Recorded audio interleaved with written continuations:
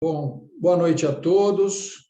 Nós vamos dar início aqui ao evento Democracia, Dromocracia, Direito e PowerPoint. Quero agradecer, antes de mais nada, aos nossos ilustres convidados, o Rafael Favetti, que será o nosso expositor de hoje, traz aqui o argumento central que todos da comunidade acadêmica do IDP conhecem sobre a questão da velocidade associada aos instrumentos analíticos que já existem para compreender esses eventos midiáticos que estão cada vez mais presentes no direito. Obrigado, Favetti. Professor Fábio Medina, professor José Robalinho, professor Carlos Andreasa. O professor José Robalinho é procurador-chefe na Procuradoria da República, é ex-presidente da ANPR.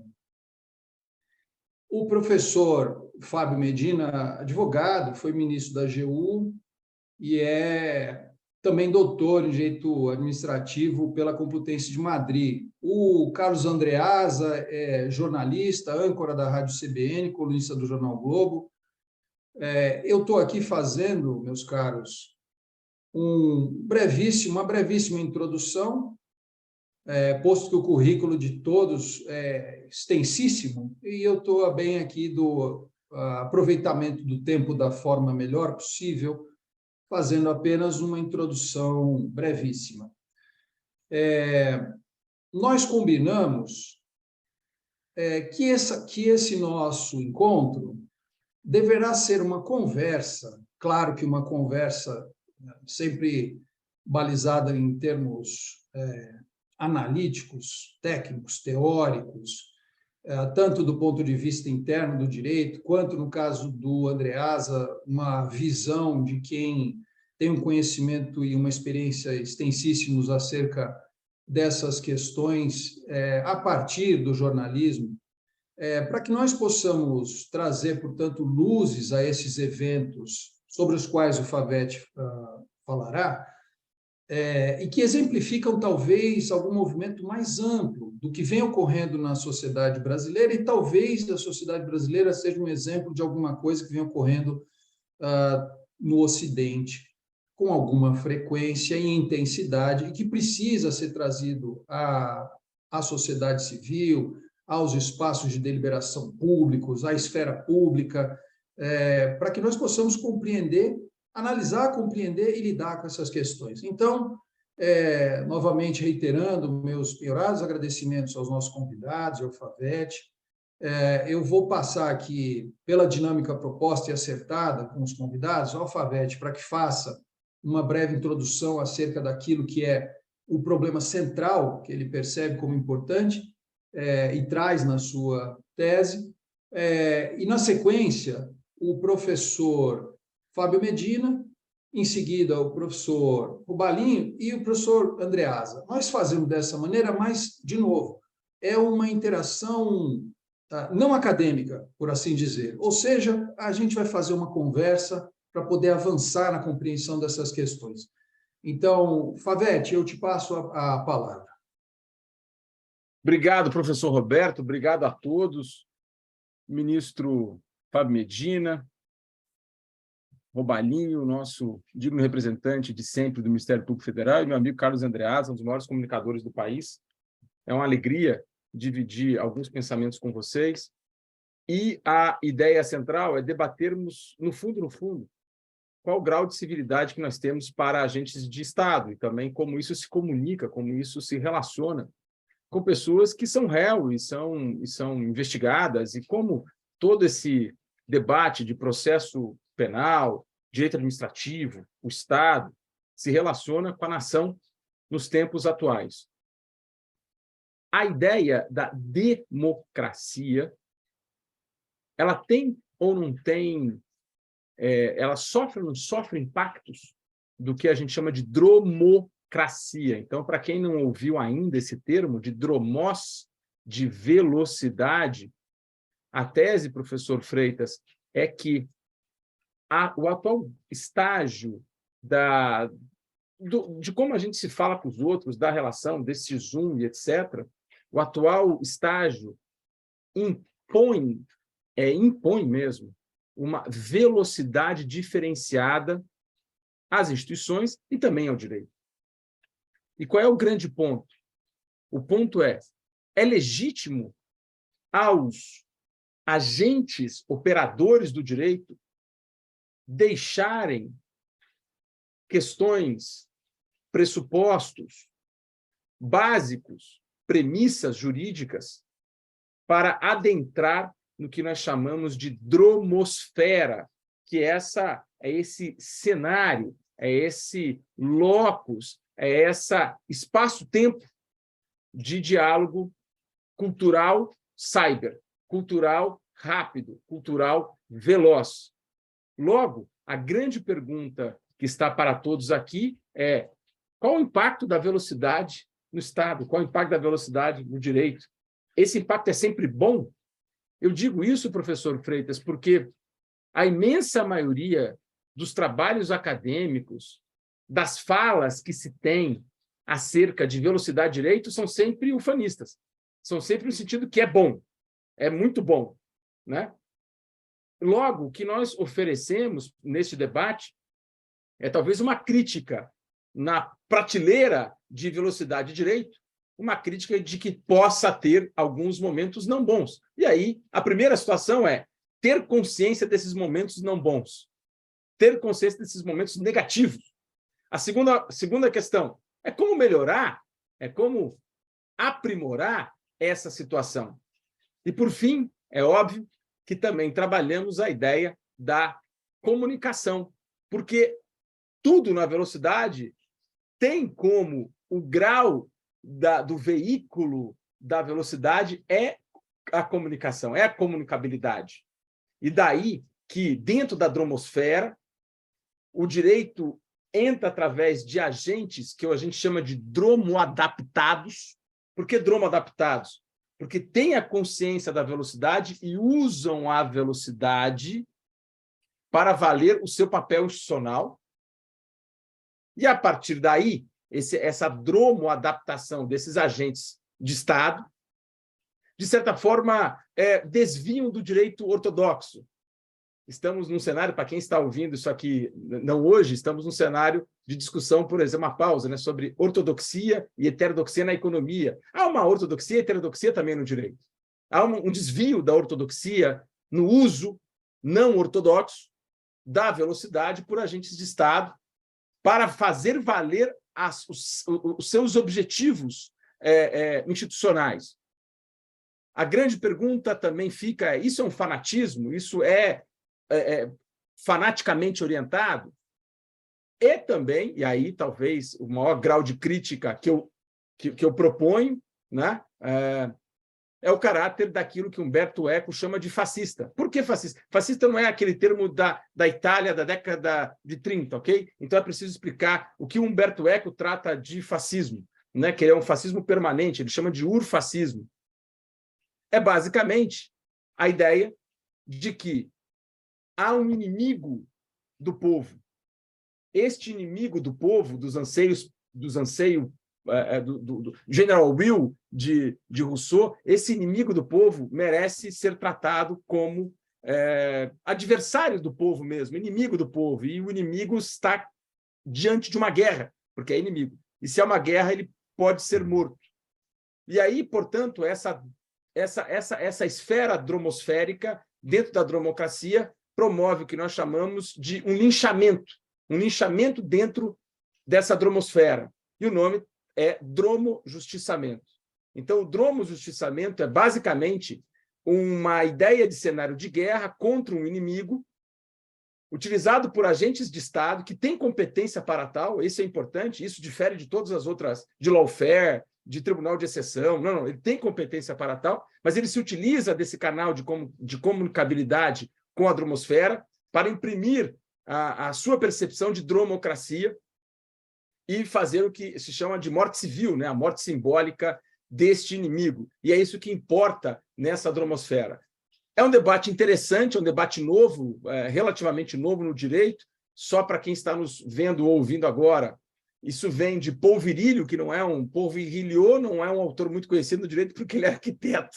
Então, a gente vai buscar na arquitetura, é uma pessoa que busca como os bunkers são desenhados, e sempre na questão de velocidade, e convido a todos também a conhecer o trabalho especial dele, que é Vitesse et Politique, que é velocidade política, ou também do grande comunicador brasileiro no plano teórico, que é o Eugênio Trivinho, que trouxe esse trabalho para o Brasil e trabalha essa história toda. Então, como isso tem impacto para o direito, isso é bom ou é ruim, e essas são aí, talvez, Favete, a introdução necessária. Muito obrigado, professor Freire. Uma coisa interessante aqui, Favete, e meus amigos, eu peço perdão pela introdução, por me intrometer aí na exposição do Favete, mas seria importantíssimo, Favete, você colocar aqui como exemplo daquilo que você está tratando, o seu objeto na tese, que foi o PowerPoint que o então procurador Deltan Dallagnol fez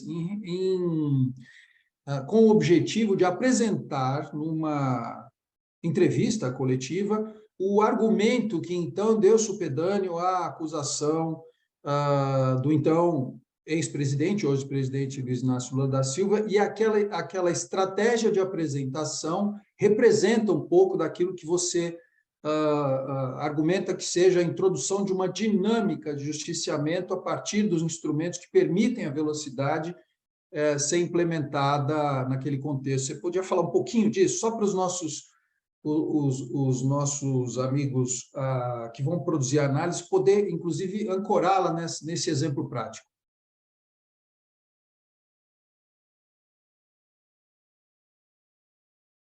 Aparentemente, Favete caiu, hein? Pelo menos na minha tela ele desapareceu. Para informação aqui de quem está nos vendo, o Favete está no Lago Norte, aqui no Distrito Federal, cidade de Brasília. E ele estava dizendo, olha, está chovendo muito aqui. Eu estou supondo que foi um daqueles raios aqui em casa, eu não estou muito distante da casa do Favete, aqui também está chovendo bastante. Portanto, talvez tenha sido isso aí que acabou ocasionando a queda do Favete. Vamos ver se ele consegue reconectar aqui em um minutinho. Mas eu acho... Eu também vou trazer uma informação aqui que eu deixei passar deixa eu admitir o Favete aqui. No início da minha apresentação, o professor Fábio Medina exerceu em 2016, professor Fábio, o cargo de ministro-chefe da Advocacia Geral da União. É relevante também essa informação, não é isso, professor Fábio? Estou certo? Sim, 2016, sim, né? Sim.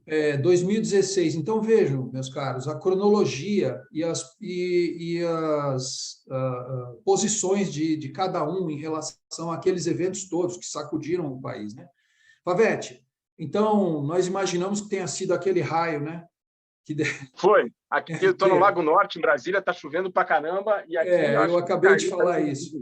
Mas, enfim, Favete, eu estou apenas, então, retomando a minha sugestão de que você dê uma pincelada na questão do evento do PowerPoint, que é central para a compreensão dessa dinâmica. E também anunciei aqui o que eu havia deixado de dizer, que é relevantíssimo, que é o professor Fábio Medina ter sido, em 2016, ministro-chefe da Advocacia Geral da União. Cada um estava numa posição de observação ali extremamente importante e privilegiada. Vai lá, Favete. Perfeito. O Ministério Público Federal, quando estava investigando o caso Triplex, resolve no... Opa!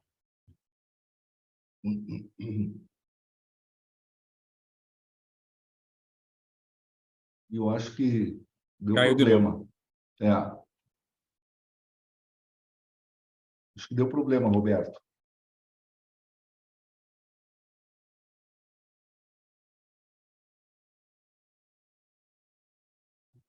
Pois é, meus caros.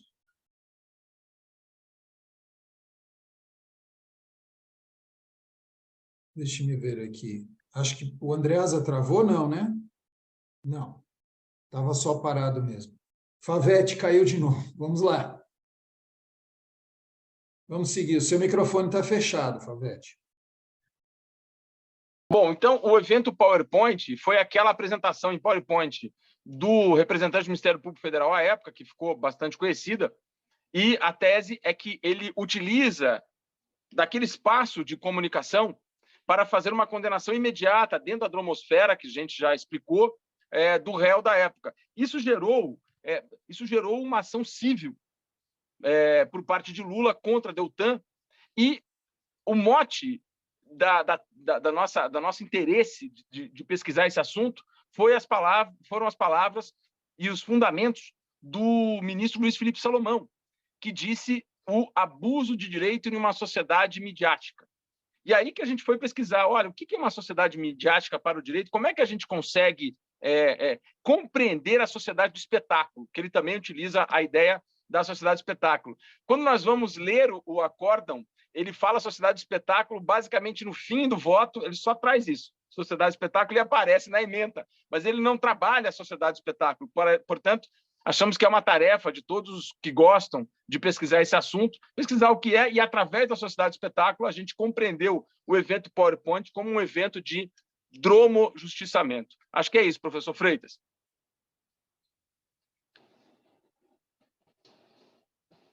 Agora você está sem áudio. Agora fui eu que fiquei sem microfone. Eu passo ao professor Fábio, portanto. Boa noite a todos. Cumprimentar o professor Freitas, cumprimentar o Favete, o Robalinho, o Carlos Andreasa. É uma satisfação estar aqui entre amigos para trazer algumas reflexões sobre o belíssimo trabalho do Rafael Favete, que realmente traz reflexões muito profundas aí na sua tese de doutorado sobre essa sociedade do espetáculo e da dromosfera, trazendo um contraponto com a democracia e a dromocracia. E realmente eu trago a experiência na minha bagagem, curiosamente, de ter formulado uma representação no Conselho Nacional do Ministério Público por uma entrevista coletiva de 6 procuradores da República envolvendo, no Conselho Nacional do Ministério Público, envolvendo o caso da Ieda Crucius, isso em 2009. E foi uma entrevista muito parecida com esse episódio do PowerPoint. Até abstraindo aqui, eu quero dizer a minha amizade com o Deltan Dallagnol, a minha admiração por ele. Gostaria de abstrair isso nesse caso concreto. Mas o tema, a metodologia, enfim, nessa dromosfera, tal como definida aí, essa questão do tempo, da velocidade, enfim, dessa dinâmica das redes sociais na utilização dos processos na justiça, no sistema judicial, como elementos com uma velocidade capaz também de afetar a reputação das pessoas, sejam físicas, sejam jurídicas, e que se traduzem como componentes de uma estratégia inserida numa velocidade que é própria desses novos tempos, da era da tecnologia ou da era da complexidade que vivemos, é inevitável essa constatação.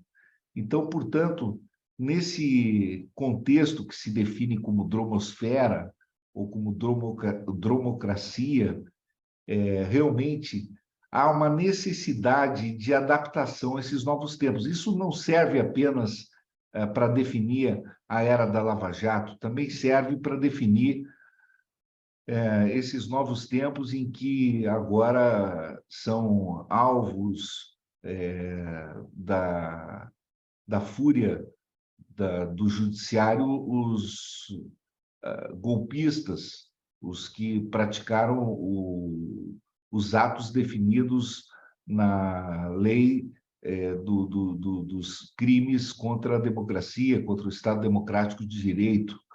Essas pessoas também foram afetadas pela velocidade da informação na mídia, foram desconstruídas rapidamente, sabe-se lá se todos estiveram efetivamente envolvidos ou não, muitos foram presos no próprio acampamento, fora de um estado de flagrância, estão presos sumariamente, outros foram talvez em flagrante. O fato é que o próprio Supremo Tribunal Federal revisou a sua jurisprudência no que tange aos pressupostos da prisão preventiva, tornando-se mais rigorosa agora a própria prisão cautelar, diante da jurisprudência anterior, no que se refere a uma jurisprudência que anteriormente era mais consonante com os critérios e parâmetros do Tribunal Europeu de Direitos Humanos e da Corte Interamericana de Direitos Humanos, e agora nós percebemos, por exemplo, um personagem como o ministro Anderson Torres preso cautelarmente em decisão cuja fundamentação não atende os requisitos que a jurisprudência anterior do Supremo Tribunal Federal estabelecia para prisão preventiva. Por quê? Talvez por conta desse clima da dromosfera, talvez por conta desse novo clima político que se estabeleceu em relação ao golpe de Estado. Justamente nessa ambiência muito bem descrita, e até depois quero colher a observação do Rafael Favetti sobre essa perspectiva, que foi descrita na sua tese doutoral. Ora, não difere muito essa interferência da opinião pública e do clima político na jurisprudência do Supremo Tribunal Federal daquilo que aconteceu na Lava Jato, quando o Lula também foi mantido preso e afastado das eleições de 2018, num processo onde havia nulidade por vício de incompetência, não foi detectado quando ele foi afastado do pleito eleitoral em 2018, só foi detectado posteriormente, e havia também todo um mote político ali, em uma ambiência que ditou determinadas orientações do Supremo Tribunal Federal, como era, na época, o clima propício para manter a prisão e a execução da pena após a prisão em segunda instância, que, sem qualquer justificativa, houve mudança de orientação, pouco tempo depois. É interessante essa velocidade que se traz com a dromosfera, na perspectiva, efetivamente, de um maior impacto da opinião pública na tomada de decisão dos operadores jurídicos, não há dúvida. Mas, de certo modo, não deixa de ser curioso, porque retoma um pouco as origens do realismo jurídico, que nós sabemos teve três grandes vertentes: o realismo alemão, o realismo norte-americano e o realismo escandinavo. O realismo norte-americano colocava muita ênfase no valor do direito em cima das decisões judiciais, na flexibilidade dessas decisões, e na sua vertente do psicologismo jurídico, colocava peso justamente, digamos, na influência de fatores absolutamente subjetivos no que diz com os critérios para as decisões e para a formulação do próprio direito, das normas sendo produzidas por juízes e operadores do direito, e assim por diante. E quais seriam esses critérios? Critérios absolutamente subjetivos, como, por exemplo, relações interpessoais, origem étnica, formação cultural e assim por diante. Redesenhando isso para a contemporaneidade, poderíamos falar também no impacto das redes sociais, nessa velocidade da tomada de decisão, no impacto das imagens, quer dizer, fatores absolutamente subjetivos e psicológicos que acabam influenciando. Veja, não é apenas necessário, em síntese aqui, para concluir essa primeira intervenção, regrar o comportamento dos agentes do Estado. Os agentes do Estado enfrentam também influências e impactos dessas redes e a interferência dos agentes privados nas relações destes com os tomadores de decisão. Não podemos esquecer isso.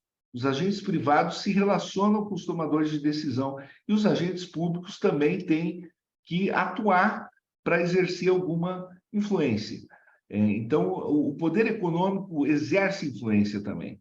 Tem toda a questão, não só dos seminários, como a interferência do poder econômico nesses agentes, nos poderes, toda a relação entre o público e o privado, que não se consegue regulamentar, o convívio entre esses personagens, mas nós temos também que considerar que esses regramentos são necessários, sim, tanto no que diz com a liberdade de expressão de pensamento desses agentes públicos, quanto na centralidade dessa liberdade de pensamento, no princípio da unidade institucional do Ministério Público, a questão da vedação da politização da magistratura, quanto também, quando nós falamos nessa dromosfera, nas guerras judiciais entre privados. Também essa dromoadaptabilidade que foi mencionada pelo Rafael Favetti, ela se torna muito importante nas guerras entre grandes conglomerados empresariais. Isso se torna imprescindível, porque essas grandes batalhas também vão para os meios de comunicação. Por exemplo, um conglomerado empresarial que hoje tem passivos ambientais, o vazamento de informações, o que atinge a reputação de uma empresa, uma batalha privada, ela não se decide mais apenas no judiciário ou nos tribunais ou perante uma instância arbitral. Ela se decide perante a opinião pública. Então, a interferência da opinião pública, das redes sociais, daquilo que se traduz no juízo de valor sobre a reputação das empresas, principalmente companhias de capital aberto, isso tudo é inevitável no mundo contemporâneo, e isso se traduz a partir dessa velocidade que foi mencionada. Portanto, essas batalhas e essas brigas no Poder Judiciário e nas instituições reguladoras, nas agências reguladoras, nas agências de governo, cada vez mais exigem dos operadores jurídicos essa interface com essa dromosfera. Eu gostei muito, eu achei muito interessante essa abordagem, ela centrou mais nessa interface com um tema pontual que envolveu o Ministério Público brasileiro, em um caso de extrema relevância, mas eu creio que transcende para muito além disso, para temas palpitantes hoje e que pode servir de paradigma para reflexões muito mais aprofundadas e transcendendo esse tópico específico. Excelente. Eu fiquei aqui pensando, quando você falava, Fábio, e colegas, fiquei pensando se o direito vai ter condição de acompanhar essa mudança toda, né? Ou se a gente vai ficar obsoleto, ou seja, o paradigma do direito administrativo sancionador, com os elementos que tem hoje, ou de um controle das ações do agente político, e aí em todos os âmbitos, né? Inclusive no Ministério Público, etc. O uso das redes sociais, essa velocidade imensa, né? Que elas nos trazem em termos de capacidade de comunicação e escala, né? Velocidade de escala também. Se a gente consegue, de alguma maneira, ou se a gente não está simplesmente correndo atrás do prejuízo com esse modelo de conceitual que a gente tem de direito. Ou seja, no fundo, fiquei pensando, e isso é uma coisa para pensar também, que eu gostaria de ouvi-los, assim, o que o Favete está propondo é o seguinte, tem uma mudança estrutural na realidade. Ela é dada pelo incremento da velocidade, tanto em intensidade quanto em escala. No fundo, isso é um problema para a democracia. A gente vai dar conta disso. Vivemos um estado de exceção, por assim dizer, que justificou, por exemplo, essas medidas que você falou, Fábio, de decisões de prisão sem observância, vamos assumir devido processo legal e agora vamos ajustar, porque passamos do temporal. E aí eu vou passar para o Robalim para a gente caminhar nessa primeira rodada aqui. Por favor, Robalim. Boa noite a todos. Quero agradecer ao professor Roberto Freitas Filho, ao IDP, ao Favete, por esse convite, essa honra de estar aqui conversando com vocês. E, Favete, eu gostaria de dizer, e aí, obviamente, os parabéns vão também ao seu orientador aqui presente, dizer o seguinte, eu achei o trabalho extremamente instigante, e mais do que isso, precisa de uma segunda, de uma terceira leitura, que eu ainda não tive tempo de fazer, de camadas, para chegar ao ponto de profundidade do que a gente tem que discutir.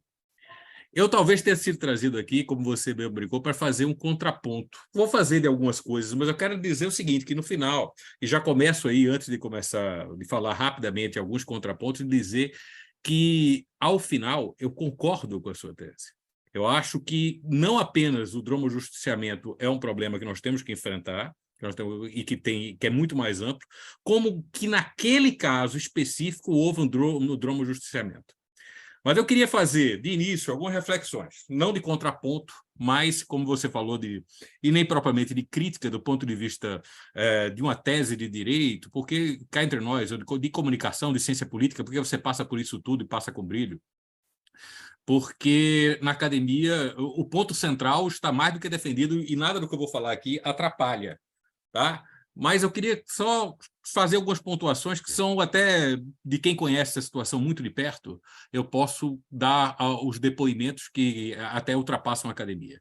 Primeiro, a Lava Jato não é uma só. É muito difícil você fazer uma análise da Lava Jato inteira, tá? A partir de um episódio. Eu poderia traçar aqui, eu acho que não é o caso, mas assim, é claro que as 3 lava-jatos que mais se desenvolveram, porque a Lava Jato de São Paulo, ela desapareceu quando ela estava começando, ela teve muitas dificuldades em questões internas, em questões jurisdicionais no começo, mas a forma de comportamento, de trabalho da Lava Jato de Brasília, da Lava Jato do Rio de Janeiro, da Lava Jato de Curitiba, são extremamente diferentes. Para início de conversa e particularmente diferentes no ângulo do que nós estamos discutindo aqui, do que você propôs, da inserção da comunicação, do dromojusticiamento. Você não vai encontrar na Lava Jato do Rio de Janeiro situações costumeiras de como o que aconteceu do que a gente está evitando em Curitiba. E não foi por acaso. O não ter acontecido em Curitiba não foi por acaso. Não se buscou, por uma questão de comportamento de forma dos colegas. Então, a generalização é muito difícil a partir daí. A generalização do episódio também é complexa. Eu acho que é mais interessante ela pegar como caso. Aí eu faço uma observação. Você, várias vezes na sua tese, coloca a questão do plural, os agentes políticos que fizeram isso ou fizeram aquilo. Você e a tese com um rigor tá, muito grande com a verdade, que não poderia ser diferente, todos os aplausos, você mesmo coloca em vários momentos que o único acusado de alguma irregularidade ali foi Deltan. É uma pessoa singular, não todo... Na ação civil, exatamente. É isso. Não, e mesmo no disciplinar, porque eu acompanhei no CNMP. No CNMP, nesse caso, a queixa também foi só em cima de Deltan. Mas, de todo jeito, o meu ponto não é esse. É só o seguinte, olha, os outros agentes participaram de uma estratégia que passava por comunicação, sim, e eu vou chegar a isso daqui a pouco. Mas naquele episódio em particular, não se espanta. Você puxou algumas das questões que vazaram da spoofing e tal, o seguinte, olha, a conversa que os colegas falaram, mas mesmo aí, não dá para... Eu não vou até passar ao largo, a gente está numa discussão acadêmica, da incompletude, da irregularidade, da ilicitude daquelas provas. Isso não é relevante. Mas o fato é o seguinte, eu até faço a brincadeira aqui, nós todos, nós 3, eu, você e o Fábio, fazemos parte de um grupo criado pelo Fábio, jurídico, que é extremamente rico, que só a capacidade de costura do doutor Fábio Medina, que vai de pessoas, do coordenador do Prerrogativas ao ex-ministro da Justiça e senador Sérgio Moro. E ao próprio Deltan. E o Deltan, durante Está muito lá. tempo, né, ainda está lá. Então, o meu ponto é o seguinte, evidentemente que o que se discutia ali, tá? Eu não tenho compromisso com estar concordando porque o que está vendo ali num grupo heterogêneo. Ah, não, mas a gente está falando de um grupo mais homogêneo. Mesmo aí, todos nós sabemos como é que é a dinâmica desses grupos. O fato de Deltan ter dito ali, olha, vou fazer assim um PowerPoint com Lula assim assado, e não ter havido protesto imediato, não significa adesão dos demais colegas, inclusive porque ele era o responsável e porque tem colega ali que possivelmente nem leu ou nem participou ali daquele debate naquele momento. Então, o segundo salto que eu quero fazer é rápido, é sobre, que eu também não quero me aprofundar sobre nada disso, você colocou muito bem na sua tese, eu acho que faz bem para todos os espectadores aqui ouvirem, como isso não é uma situação fácil, de que essa ação civil ela foi recusada pela Justiça de Primeira Instância, e me permita fazer um acréscimo, porque como eu acompanhei, tive que fornecer advogado por parte da NPR para defender o Deltan, conheço isso em detalhe, da Justiça de São Bernardo do Campo. Nenhum lugar poderia ser mais favorável ao presidente Lula. A casa dele, a terra dele. Foi rejeitado. Depois, Tribunal de Justiça de São Paulo. Mais uma vez, foi rejeitado o pleito. No STJ, com o voto do ministro Salomão, que você explorou muito bem, mas que não transitou em julgado ainda, foi finalmente feita a responsabilidade. Mas aí vem uma conclusão que você colocou, que não é óbvio dizer que havia uma responsabilidade ali. Isso é uma situação ainda polêmica, ainda em aberto. E apesar da qualidade do voto do ministro Salomão, eu só queria lembrar aqui, para a reflexão de todos, que, como resultado daquele voto, nós estamos num ambiente acadêmico e cabe todo respeito, inclusive ao brilho, porque o voto é muito bem elaborado do ministro Salomão, mas também a crítica do ponto de vista jurídico, o resultado foi que um agente do Estado, por uma ação que o próprio ministro reconhece que era uma ação organizada do Estado, você trabalha isso bem, né? Estavam lá, toda a estrutura da Lava Jato, todos os procuradores presentes, foi punido individualmente numa ação civil, perpassando a responsabilidade da União. A ministra Isabel Galotti, no seu voto minoritário, já coloca, diz o seguinte, olha, a responsabilidade deveria ser objetiva. E eu gostaria de mostrar, o seguinte, essa responsabilidade objetiva do Estado não está na Constituição, por acaso. Ela tem vários motivos aí, camadas que têm que ser defendidos. Como resultado, acabou o seguinte, primeiro, o Estado acabou não responsabilizado por um ato do seu agente. Eu não estou dizendo que seria o caso de responsabilizar o Deltan, mas já que o STJ assim o fez, tá? E à medida que ele estava atuando como responsável pelo Estado, ele tirou a responsabilidade do Estado. Como é um valor relativamente baixo, uma pessoa de classe média como o Deltan pode pagar, mas imagine que a gente estivesse falando de milhões. Quem tem que se responsabilizar é a União.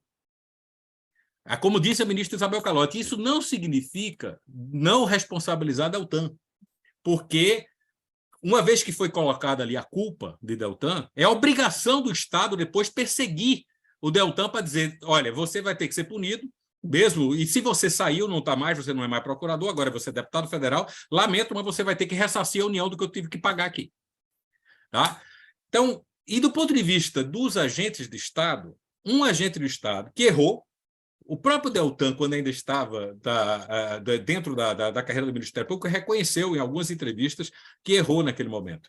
Hoje eu não sei, não tenho certeza, tá? E eu tenho o maior respeito e amizade pelo Deltan, mas o Deltan aí, ele repete na Câmara dos Deputados o PowerPoint e tal. Então, ele agora está numa outra esfera, na esfera política, que não vamos aqui discutir. Mas um agente que errou, mas na sua atividade fim.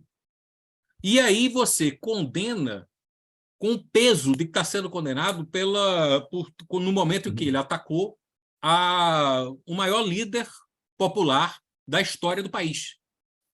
Não era o presidente ainda, mas logo estava muito forte para voltar a ser, e se não fosse, continuaria sendo o líder de peso. Esta mensagem que o Estado quer dar a seus agentes, a seus magistrados, será quantos fiscais da Receita capazes de resistir a uma pressão que pareceu altamente ilegítima, tá? De liberar um determinado bem porque o presidente mandou, nós vamos ter amanhã se o Estado, se os agentes começarem a ser responsabilizados cada vez que erraram, porque nós somos humanos e vamos errar. Tá? Então, feitas essas reflexões, a segunda que eu queria fazer é sobre populismo penal. Eu tenho uma visão um pouco diferente da tua, e faço essa proposta só porque eu acho que isso é relevante para o segundo passo que a gente vai dar para nas nossas concordâncias, sobre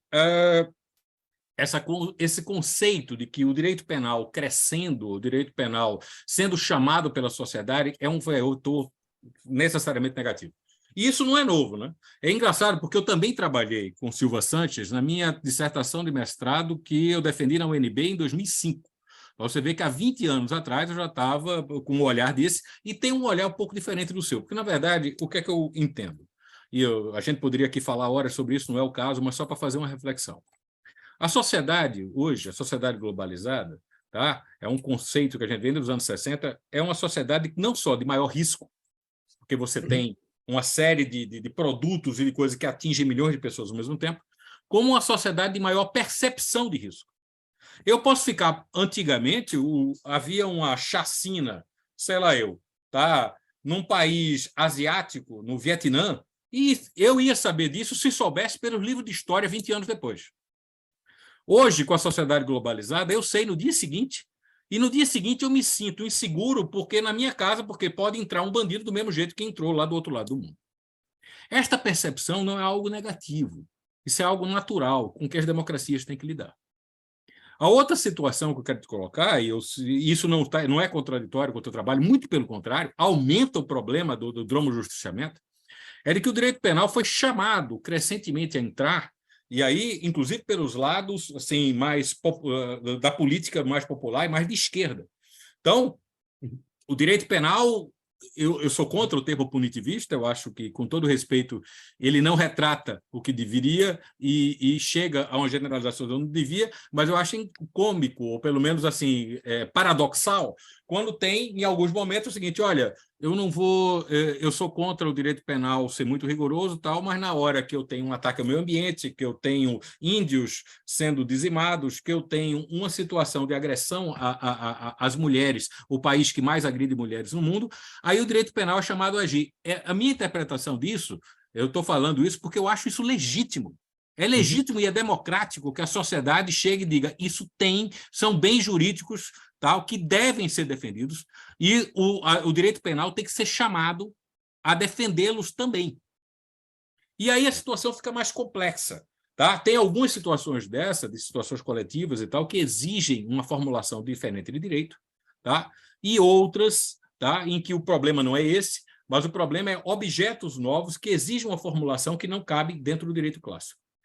Eu não vejo nisso, e aí eu já vou nessa questão da sociedade de risco e do populismo, tal, é algo negativo.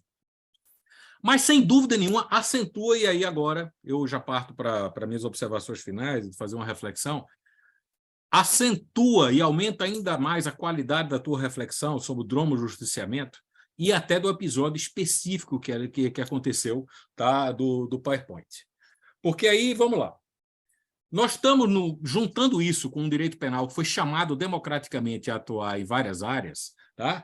Nós também temos uma reflexão que vai da teoria da comunicação, a Andreasa vai falar sobre isso, você trabalhou bem isso, e da ciência política, que nesse mundo interligado, nós estamos num mundo onde os julgamentos são rápidos e são aplaudidos. Nós estamos num mundo que vigora a política de cancelamento, a sociedade do cancelamento. Tá? E aí eu faço essa reflexão para os muitos que vão nos assistir aqui, alunos do IDP, que são mais jovens do que nós, eu faço essa reflexão não como algo negativo, não é o coroa aqui falando mal da sociedade, tá? Mas é o seguinte, que reflitam eles mesmos. Eu faço isso exatamente com meus filhos e faço uma reflexão em cima da questão dos meus filhos, eu faço um comentário. Não tem nada mais negativo, ou nada pode ser pior do que transfobia, uma situação como essa. Mas você tem uma situação internacional. Eu criei os meus filhos lendo para eles os livros de Harry Potter, tá? Curtindo com eles a história, como velho nerd dos anos 70, curtindo todo aquele universo. Aí eu vejo uma autora como J.K. Rowling, que criou, e agora, fica claro, assim, uma heroína feminina que é extremamente positiva. ali dos 3, eu faço só uma reflexão da questão do símbolo do herói. Tá? Harry Potter é o herói e tal, no sentido clássico, predestinado, do destino, e realmente é. Ela não foge a isso, tá? Que é quase uma tragédia grega. Mas o grande personagem é uma menina, que é filha de trouxas, ou seja, de não bruxos, tá? Que constrói a sua competência e que depois ela, em obras posteriores, diz que é a bruxa mais importante do seu tempo. Hermione. Segundo, o principal bruxo que ela criou agora, tá? Ela deixou isso muito claro, a pessoa que é mais venerada se revelou agora que é gay. E isso é ótimo como simbologia para a sociedade. Dumbledore não se revela nem se define por ser gay, mas é ótimo e positivo para a juventude que ela assim o saiba. Apesar disso, ela, por algumas frases que ela falou, tá, que foram consideradas transfóbicas, e eu até considero também, eu acho que elas não foram negativas, foi uma política internacional de cancelamento. Agora vamos voltar aqui para o nosso tema. Tá? As pessoas julgam e cancelam, tá, nessa nossa sociedade o mais rápido possível. O que não é possível, e aí eu concordo em gênero, número e grau com a sua reflexão, é que o Estado, e principalmente o sistema judicial, mergulhe nesse mesmo tema. O tempo do sistema judicial, a reflexão do sistema judicial tem que ser completamente diferente. Não é possível. Você tem que equilibrar algumas pressões. E vamos generalizar, e eu vou concordar plenamente com meu amigo Fábio Medina. Vejam bem, tá? Quando os ministros do Supremo, no dia seguinte, ou até na noite em que, chocados com os acontecimentos do dia 8 de janeiro, soltam manifestações, tá? Extremamente duras. E eu estou falando aqui, eu só cito 2 apenas, em homenagem, inclusive por estar da casa dele, tá? Do ministro Gilmar e do ministro Barroso, 2 dos mais brilhantes constitucionalistas da história desse país, soltaram notas extremamente fortes, falando em terrorismo. Quando, essa é outra discussão que a gente pode ter, aquilo ali são crimes muito graves, mas de terrorismo não havia terrorismo ali. Tanto não havia que demorou durante 3 ou 4 dias, só falava terrorismo, uma espécie de label approach, todo mundo só falava terrorismo, inclusive o ministro Barroso, até que começaram a cair na real, na coisa mais técnica, e como diz o Fábio, isso era uma forma de chamar terrorismo para dar um impacto negativo e fazer o julgamento, tá, negativo de imediato. Quando o próprio ministro Alexandre Moraes, e aí eu faço logo a diferença, de partir para a conclusão, concordar com o Favete, que evidentemente ali é uma atividade judicial em sentido estrito, não é provavelmente a comunicação, mas ele sabia muito bem que aquilo ia ser divulgado. Quando o ministro Alexandre Moraes, às 11 horas da noite, afasta um governador de estado com uma decisão monocrática de ofício, tá, usando um dispositivo penal num pedido cível, tá? Foi exatamente isso, e eu não quero que fique sob a responsabilidade do ministro Moraes, porque isso foi referendado pelo Supremo depois. Tá? E usando palavras extremamente fortes, de que o governador foi dolosamente omisso e por aí vai. Aquilo é um julgamento preliminar, em que ele joga para a sociedade para justificar a medida que ele estava tomando. Medida que o próprio presidente da República, que tinha poderes constitucionais para isso, poucas horas antes decidiu não fazer. É evidente que isso não é um exemplo de justiciamento no sentido estrito do que a gente está discutindo aqui. Mas, olha, eu poderia dar 1000 outros exemplos. Quando a governadora do Rio Grande do Norte, agora, pressionada pelo que está acontecendo essas últimas noites em Natal, tá? O seu secretário de Segurança, as autoridades federais, chamam e dizem o seguinte, olha, eu estou transferindo o preso tal, que está em João Pessoa, aparece a foto dele desse tamanho, tá, como já responsável pelos fatos. É uma pressão para dar resposta para a sociedade, que isso existe, e tem que ser levado em conta como democrático. Existe uma sociedade que está ali em pânico, tem que mostrar que as autoridades estão trabalhando, mas é também um julgamento já antecipado, de dizer, olha, esse aqui é o culpado, eu estou tirando ele daqui. Os exemplos que a gente podia falar são os mais diversos possíveis, das mais diversas camadas. Então, vamos lá. Que no PowerPoint eu acho que houve um exemplo de drama de justiciamento, eu não tenho nenhuma dúvida. E mais do que isso, de direito penal do inimigo. Você dissecou, Favete, muito bem as palavras que foram usadas. Ali o erro começa, uma citação que você fez do falecido e saudoso todos nós, ministro Teori Zavascki, em que o ministro começa dizendo o seguinte, olha, começa a se falar sobre, e você depois trabalhou nisso, sobre organização criminosa e de que Lula seria o chefe da organização criminosa quando não tem nem organização criminosa no processo. Não tem nem podia ter. O processo de organização criminosa estava em Brasília, porque, em tese, havia pessoas que participariam dessa organização, que tinham foro, não era o caso do presidente Lula, mas ele estava sendo julgado junto com essas pessoas, então o processo estava no Supremo. É normal, você faz um processo derivado de uma organização criminosa, dou esse depoimento para os senhores, tá? Que você toque nos assuntos, olha, como é que a organização criminosa se desenvolveu, até falha da chefia, mas não tornar isso o assunto principal, tá? Da palestra que você vai fazer. Ali, houve, nas palavras, na forma, um objetivo de comunicar, de ganhar a comunicação, de dizer o seguinte, olha, estamos fazendo o trabalho. Isso é uma forma de justiciamento pela comunicação. Andreasa vai falar, portanto, de dromojusticiamento, como você colocou muito bem. Isso deve ser evitado em todo custo. E aí eu finalizo aqui nessa primeira reflexões para ti, dizendo o seguinte, lhe parabenizando, dizendo que eu não concordo com algumas inflexões que foram feitas sobre a Lava Jato como um todo, tá? E nem julgo necessariamente aquele caso como um caso que houve um erro, sem nenhuma dúvida houve. Por exemplo, eu não tenho certeza, não tem porquê, me permita, concluir. Até porque a Lava Jato, você colocou lá, tem estudos independentes hoje que mostram que essa questão de viés político da Lava Jato, ou partidário, não aconteceu. O número de réus, a intensidade dos réus, mais ou menos acompanha o tamanho dos partidos políticos. Você trabalha isso muito bem na sua tese, mostra trabalhos que já foram feitos sobre isso. Há uma maior concentração do PT em Curitiba? Há. Por quê? E aí eu finalizo já com essa reflexão. Porque Curitiba foi definida como juízo tal dos casos da Petrobras.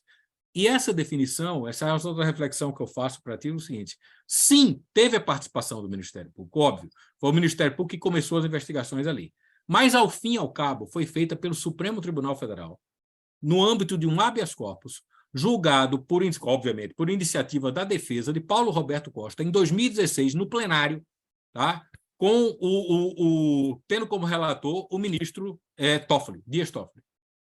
Ali se definiu, olha, o que é da Petrobras fica em Curitiba, o que não é da Petrobras vai embora. Foi o momento, inclusive, que começou a do Rio de Janeiro. Tá? Porque a eletronuclear saiu dali e começou, a partir da eletronuclear, o núcleo da Lava Jato do Rio de Janeiro. Então, essa definição foi do Supremo. Não é uma verdade afirmar de que a Lava Jato foi derrubada 3x4 por abuso. Eu faço a seguinte, até reflexão. Uma das reclamações que mais se fazem é contra as delações premiadas. Quantas delações premiadas da Lava Jato foram derrubadas por serem ilegais, por terem pressionado mais? Aliás, eram os melhores advogados do Brasil, tenho certeza que não teriam aceito se tivesse havido qualquer irregularidade. Eu adianto vocês para dizer, se tiver alguma, eu não duvido que exista, a operação é enorme, eu desconheço. Não aconteceu. Tá? Não foram derrubadas por falta de prova, pelo menos das da Lava Jato nem do Rio de Janeiro. Foram derrubadas de forma bastante numerosa, questões de competência, que é uma questão que tem a ver com a garantia, sim, dos investigados, mas que é um pouco mais complexa, e de competência relativa, a partir de uma decisão que o Supremo tomou e depois tomou em outra direção. O caso do Rio de Janeiro é um pouco mais complexo.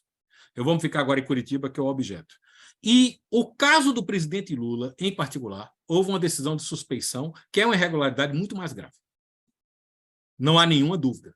Mas foi do presidente Lula. Não foi generalizado para os outros casos que passaram ali pela Lava Jato. Então, Curitiba... e agora eu quero voltar para o seguinte, que Curitiba tinha outro estilo, mas apostou nessas entrevistas. Tem uma coisa, Favete, você diz lá que ouviu de jornalistas, eu acredito, tá? Obviamente você colocou na tese, a observação de que aquela entrevista era uma entrevista excepcional. Foram dezenas de entrevistas, não havia nada de excepcionalidade. E a Lava Jato, inclusive, usava o sistema de ser rotativo.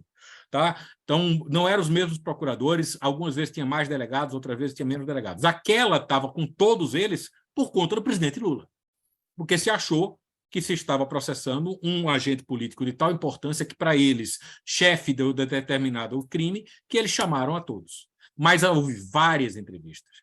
Teria que se analisar o padrão das entrevistas para se concluir que se todas foram naquela direção. Eu acredito que não, porque não houve tantas reclamações. Mas que havia uma tentativa de ganhar a comunicação, fazer um julgamento via comunicação.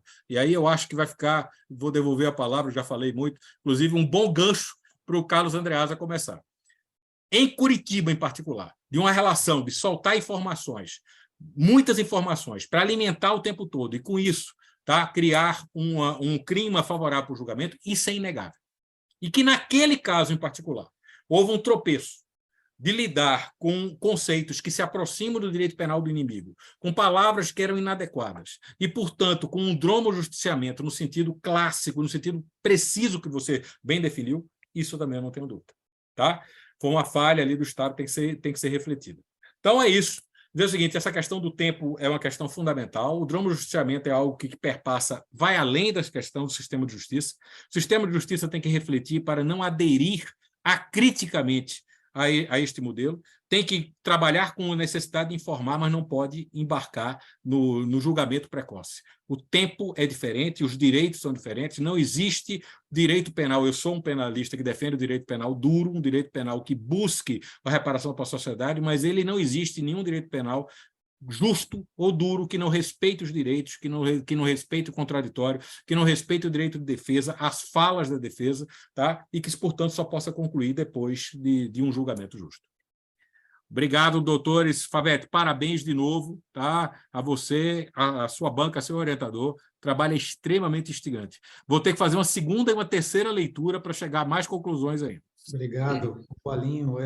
Dá uma vontade de falar. Eu sei que não me cabe. Excelente. Senhores, não, eu fiquei pensando, só vou dar uma Andreasa, me perdoe, só 10 segundos. Eu fiquei pensando, Paulinho, na necessidade que a gente tem de repensar num contexto em que estruturalmente, aliás, para ser contraditório, mas enfim, numa estrutura que mudou de tal ordem, assim, de tal forma, os mecanismos de comunicação, a intensidade da possibilidade de que a mensagem chegue em termos em escala e em intensidade tão diversamente, será que a gente tem que repensar o que é decoro, o que é a atitude de autocontenção pessoal de cada um de nós que lida com o direito,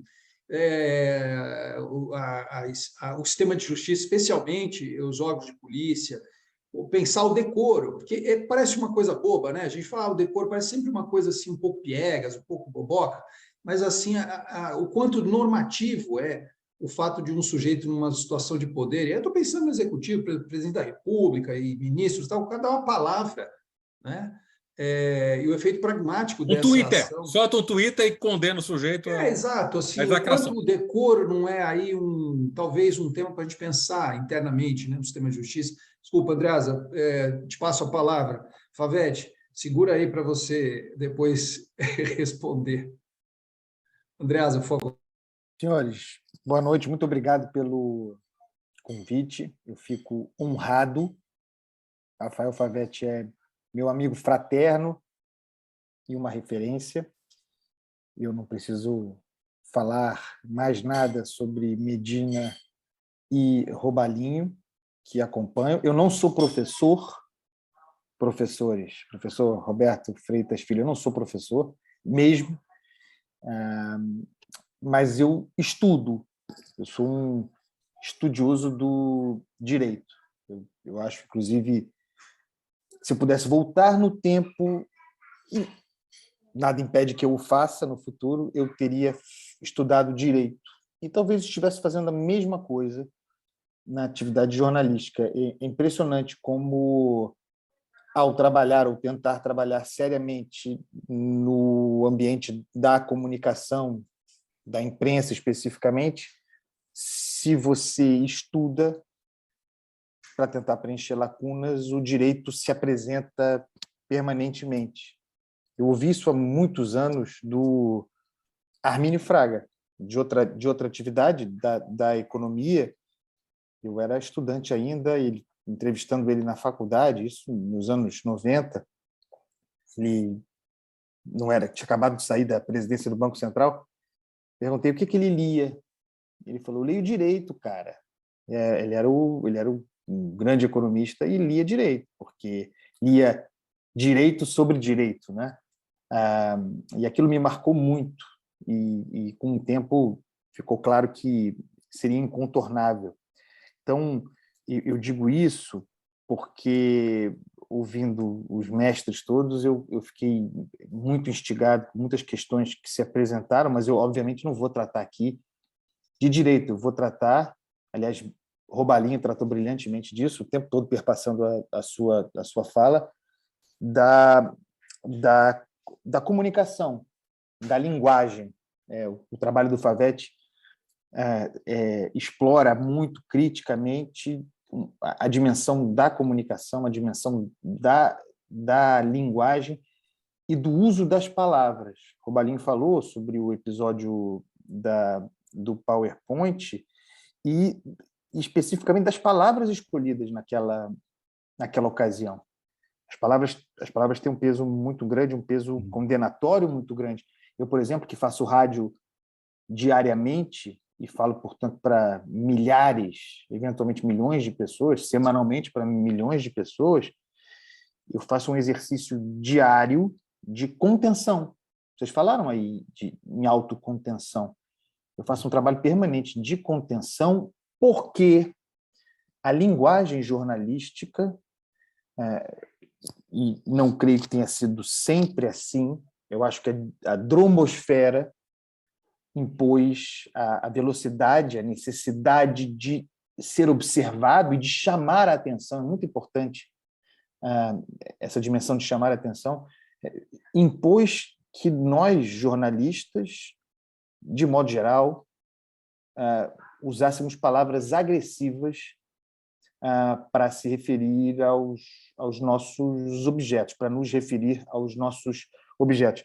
Por exemplo, a expressão combate à corrupção, que está muito presente no trabalho de Favetti e que é clichê. É senso comum na comunicação jornalística. Mas o combate à corrupção estabelece um deslocamento do que seria a impessoalidade para o enfrentamento da corrupção em matéria estatal para um ambiente personalizado de guerra. Nós estamos falando de uma linguagem de guerra. E se você tem uma linguagem de guerra, você tem um inimigo. Tudo isso, reflexões a partir do trabalho do Favetti. A minha grande dúvida, fascinado, falei isso para o Favetti já, pela ideia do dromojustiçamento, aliás, eu nem tenho muita dúvida, não, mas eu boto dessa forma. Onde está a origem do estímulo ao dromojustiçamento? O Deltan Dallagnol, para fulanizar, mas o procurador, naquela ocasião do PowerPoint, ele só fez aquilo e usou a linguagem que usou porque ele sabia que aquilo teria um efeito. E ele sabia que, com aquilo ali, ele monopolizaria as manchetes e os jornais nacionais da vida, mas ele sabia não intuitivamente. Ele sabia porque a história mostrava que assim era. Ele não fundou um modus operandi. Ele operou na frequência que estava dada de sucesso. Isso é uma questão muito importante, uma autocrítica à imprensa. Eu hoje trato as palavras e a linguagem de uma outra forma. No auge da Lava Jato, se nós voltarmos a 2016, e se eu me escuto em 2016, muitas vezes concordando com o conteúdo do que eu tratava, envergonhado da linguagem que eu usava. Andreasa, posso te claro. fazer uma pergunta? Isso é importante, porque há uma conexão importante no que você está dizendo com a construção de um ambiente, que eu acho que você está querendo colocar aí, o que favoreceu isso. Essa tua informação, isso é compartilhado pelos colegas ou é uma questão sua? Estou pensando nessa sua autocontenção, isso é institucional ou é você? Não, eu acho que a honestidade intelectual, a reflexão sobre o que se fez, impôs a muitos de nós, não posso generalizar nessa percepção, mas impôs mudanças muito perceptíveis, ainda que com muitos defeitos. em 2016, por exemplo, era muito difícil encontrar na atividade jornalística quem fosse crítico à Lava Jato. E quando havia, eu também não quero atribuir àqueles que eram críticos de primeira hora da Lava Jato, eu não quero atribuir isso exclusivamente a um viés ideológico, mas eu percebia e percebo que muitos dos que eram críticos à Lava Jato naquela ocasião o eram porque percebiam que as vítimas, os inimigos, eram os seus, aqueles com os quais se alinhavam. É claro que há exceções nisso aí, mas o que importa para a reflexão que o trabalho do Favete instigou é que, naquela ocasião, o Deltan Dallagnol, o ambiente era muito favorável, era um berço, era uma incubadora.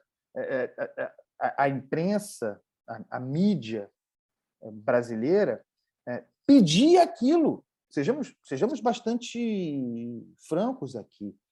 Nós pedíamos aquilo ali, porque a linguagem jornalística, e eu acho que nós melhoramos muito desde então. A gente aprende, né? Ou tende a aprender.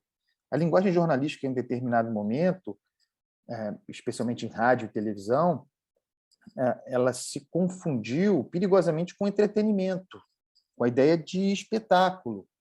Então, se você se depara, para usar termos de Favete na tese dele, se você se depara com um agente estatal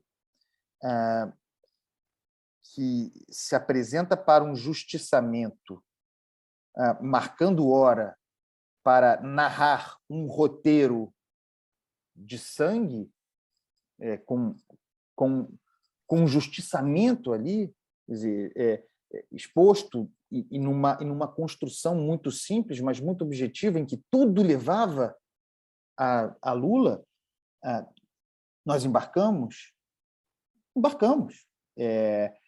com muito pouco componente crítico. Eu falo isso porque ouvi Medina falar mais cedo. Eu fico imaginando como eu me comportaria, aquele Andreasa de então, diante da atuação do ministro Alexandre de Moraes, hoje em dia, né? Mas eu quero fulanizar aqui, na imprensa, acho que a imprensa vai mal em relação ao ministro Alexandre de Moraes, devo dizer, na criação de um mito, de uma mitologia, mas eu aprendi lá atrás, naquela ocasião, e apliquei imediatamente. Quando surgiu o tal inquérito das fake news, isso tudo ensejado pelo trabalho de Favete. Quando surgiu o inquérito das fake news, eu fui estudar e no primeiro momento eu falei, isso aqui não vai dar certo, isso aqui não vai bem, isso aqui é muito esquisito. Me gerou angústias que a Lava Jato me tinha ensinado. É claro que já havia os vazamentos, a tal Vaza Jato, as conversas. Então, já havia uma posição de isso aqui não vai dar bem. Logo, o primeiro ato do Alexandre de Moraes, no inquérito das fake news, foi censurar uma revista. As pessoas se esquecem disso, mas houve a censura à revista Cruzoé em função de uma reportagem que não interessava, que desagradava o ministro Toffoli, que era o presidente do Supremo, que tinha estabelecido o inquérito, que não se fala de Toffoli nesse inquérito, ele desapareceu completamente. Mas quem criou o inquérito e designou Alexandre de Moraes, de ofício, foi o ministro Toffoli. Dali para cá, o tempo todo, aquele aprendizado tem tudo a ver com a dromosfera, a pressa na solução. Oi. Não, desculpa, só usando, nem tenho essa prerrogativa, mas usando a informalidade que foi proposta, é só fazer mais um toque, que tem sido feito muita confusão. Apenas que o inquérito das fake news não só foi nomeado por Toffoli, como você está falando, mas em março de 2019, quando era Procuradora-Geral da República, Raquel Dodge, que foi contra o inquérito das fake news, enquanto o doutor Augusto Aras é que veio inverter a posição e foi a favor 6 meses depois. Porque existe uma linha de narrativa colocando o inquérito como uma reação ao doutor Aras e que não se sustenta na história, nos fatos. Ótima intervenção. E aí, jornalisticamente, o professor Roberto perguntou sobre uma posição que seria institucional da imprensa e um amadurecimento da nossa linguagem, e eu comecei talvez otimista sobre esse amadurecimento, mas acho que nós somos muito críticos ao que fizemos na Lava Jato, mas de alguma maneira nós repetimos agora aquilo que fizemos lá. Eu acho que eu fico muito à vontade, porque eu talvez seja, na imprensa, um dos mais duros críticos ao trabalho do ministro Alexandre de Moraes à frente desses inquéritos. Eu acho que se abre ali precedentes muito perigosos, mas, de novo, usando aqui o que os professores falaram, o ministro Alexandre de Moraes, e não apenas ele, tem o domínio desse tempo, ele entendeu a velocidade desse tempo, ele entendeu a dromosfera, e ele está usando, e acho que isso, pessoal, eu acho que isso é incontornável. Eu acho que nós precisaremos, no meu caso, nós precisamos nos policiar o tempo todo, e os senhores precisarão lidar com essa dimensão do que o Favete chama brilhantemente de radicalização da velocidade. Isso atende ao eventual agente do Estado. Isso atendeu a Dallagnol naquela ocasião, mas ele não criou nada. Ele entendeu que a mensagem acusatória dele, que o Favete, a meu ver, com razão, estabelece um campo paralelo para uma condenação instantânea por um agente que formalmente fazia parte do Estado, poderia encaminhar aquilo de maneira diferente. Mas, no ambiente da linguagem, serve lá atrás, serve agora, interessa pouco a condenação, formal.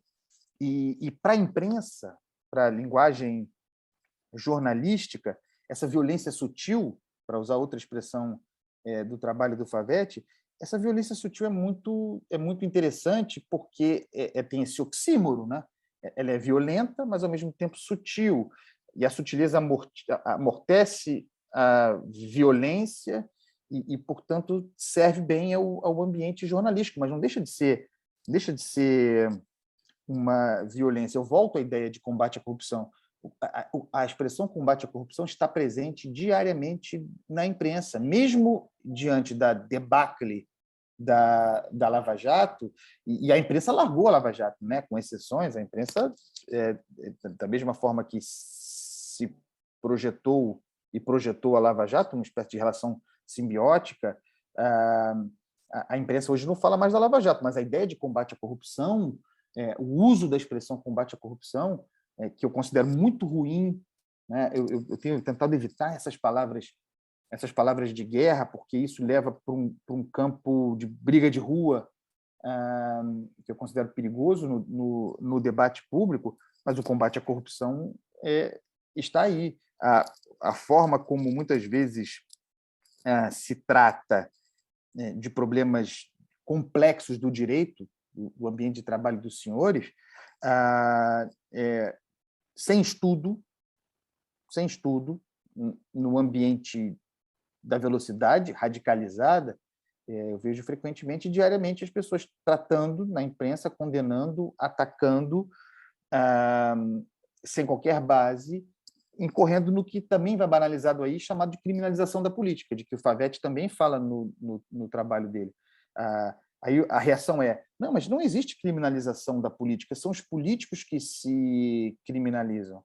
Mas tem aí o perigo da generalização sujeito à velocidade, e a minha grande preocupação hoje, para encerrar, a minha grande preocupação hoje como jornalista, tendo cometido muitos erros e tendo sido pouco crítico da Lava Jato por muito tempo, mas depois trabalhando permanentemente para ver as nuances, a minha grande preocupação hoje é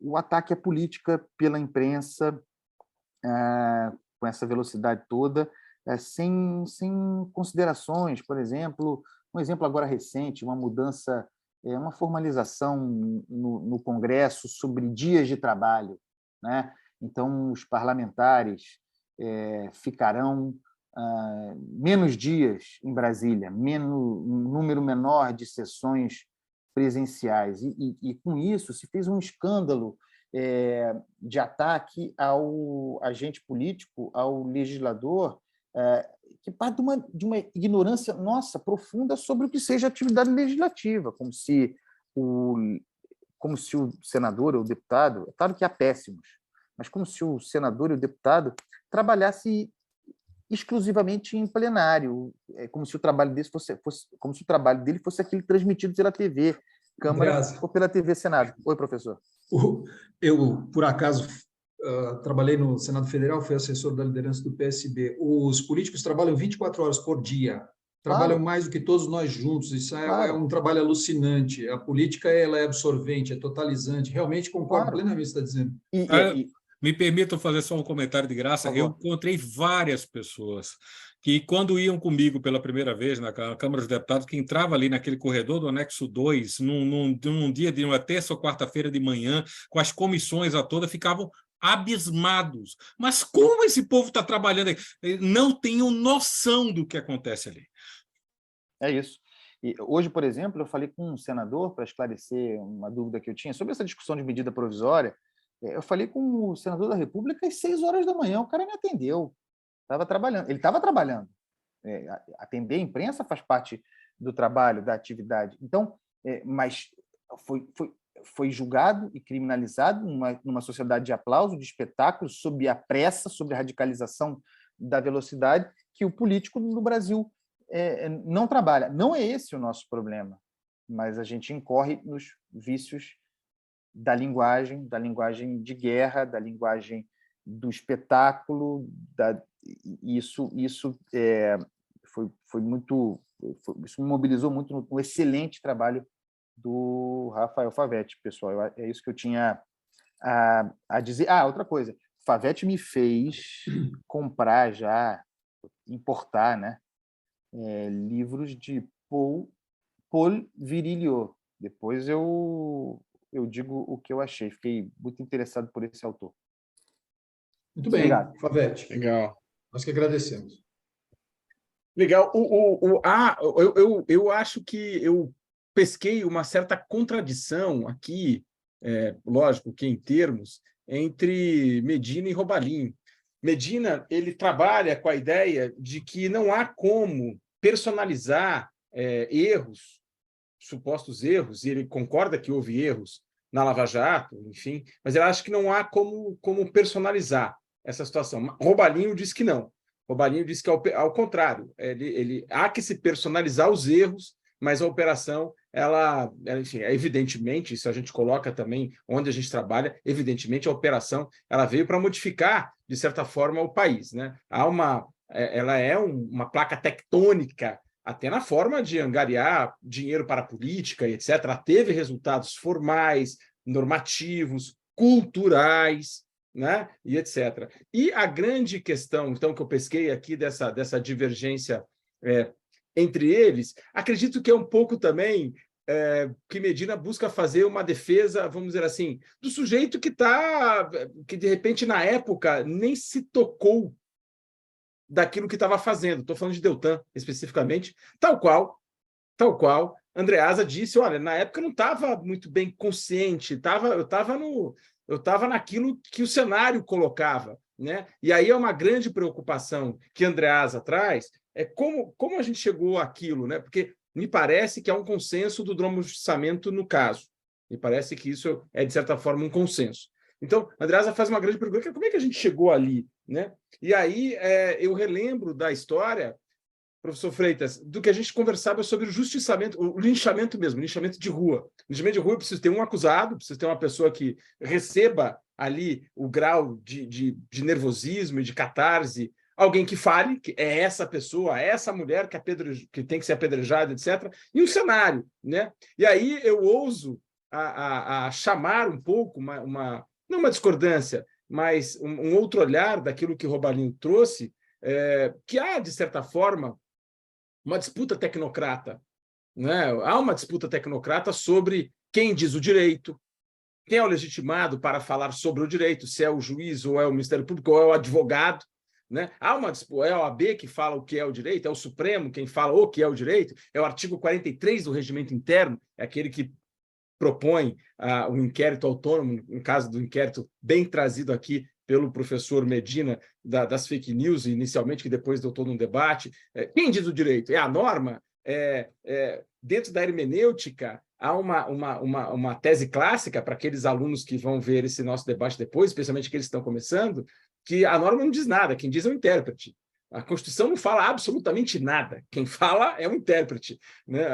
Tal qual, dentro da teologia, tem que a Bíblia fala muito pouco, quem fala é o intérprete, e por aí vai. Então, essa disputa de quem fala o direito me dá um certo conforto em trabalhar, não para agora, evidentemente, mas uma sequência de conversas com o Robalinho, de que talvez haja aí uma disputa tecnocrata, não só do Ministério Público, mas também da OAB, também do Judiciário, e por aí vai. Logo, eu tendo a refazer um pouco o caminho feito por Robalinho, que foi um pouco de não personalizar nem colocar como sujeito, mas dizer que há, em toda essa nossa discussão dos dogmas de justiçamento, há um recorte identificável, tanto que foi a pessoa que foi para o processo civil, que foi instada no processo civil. Então, o Robalinho traz isso de maneira muito clara, né? Mas Medina traz o contrário, dizendo que não, essa é um pouco mais estruturante. E aí, não é um embate entre os dois, mas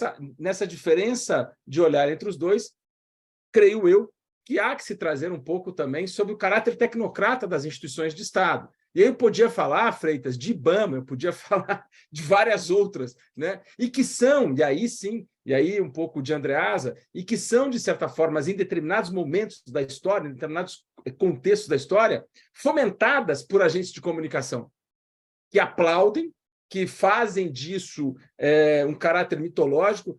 O professor Robalinho e o professor Medina, foi uma discussão longa de meses entre eu e Freitas para tirar um capítulo da tese sobre o discurso mitológico. Acabou ficando menor, mas era um capítulo inteiro.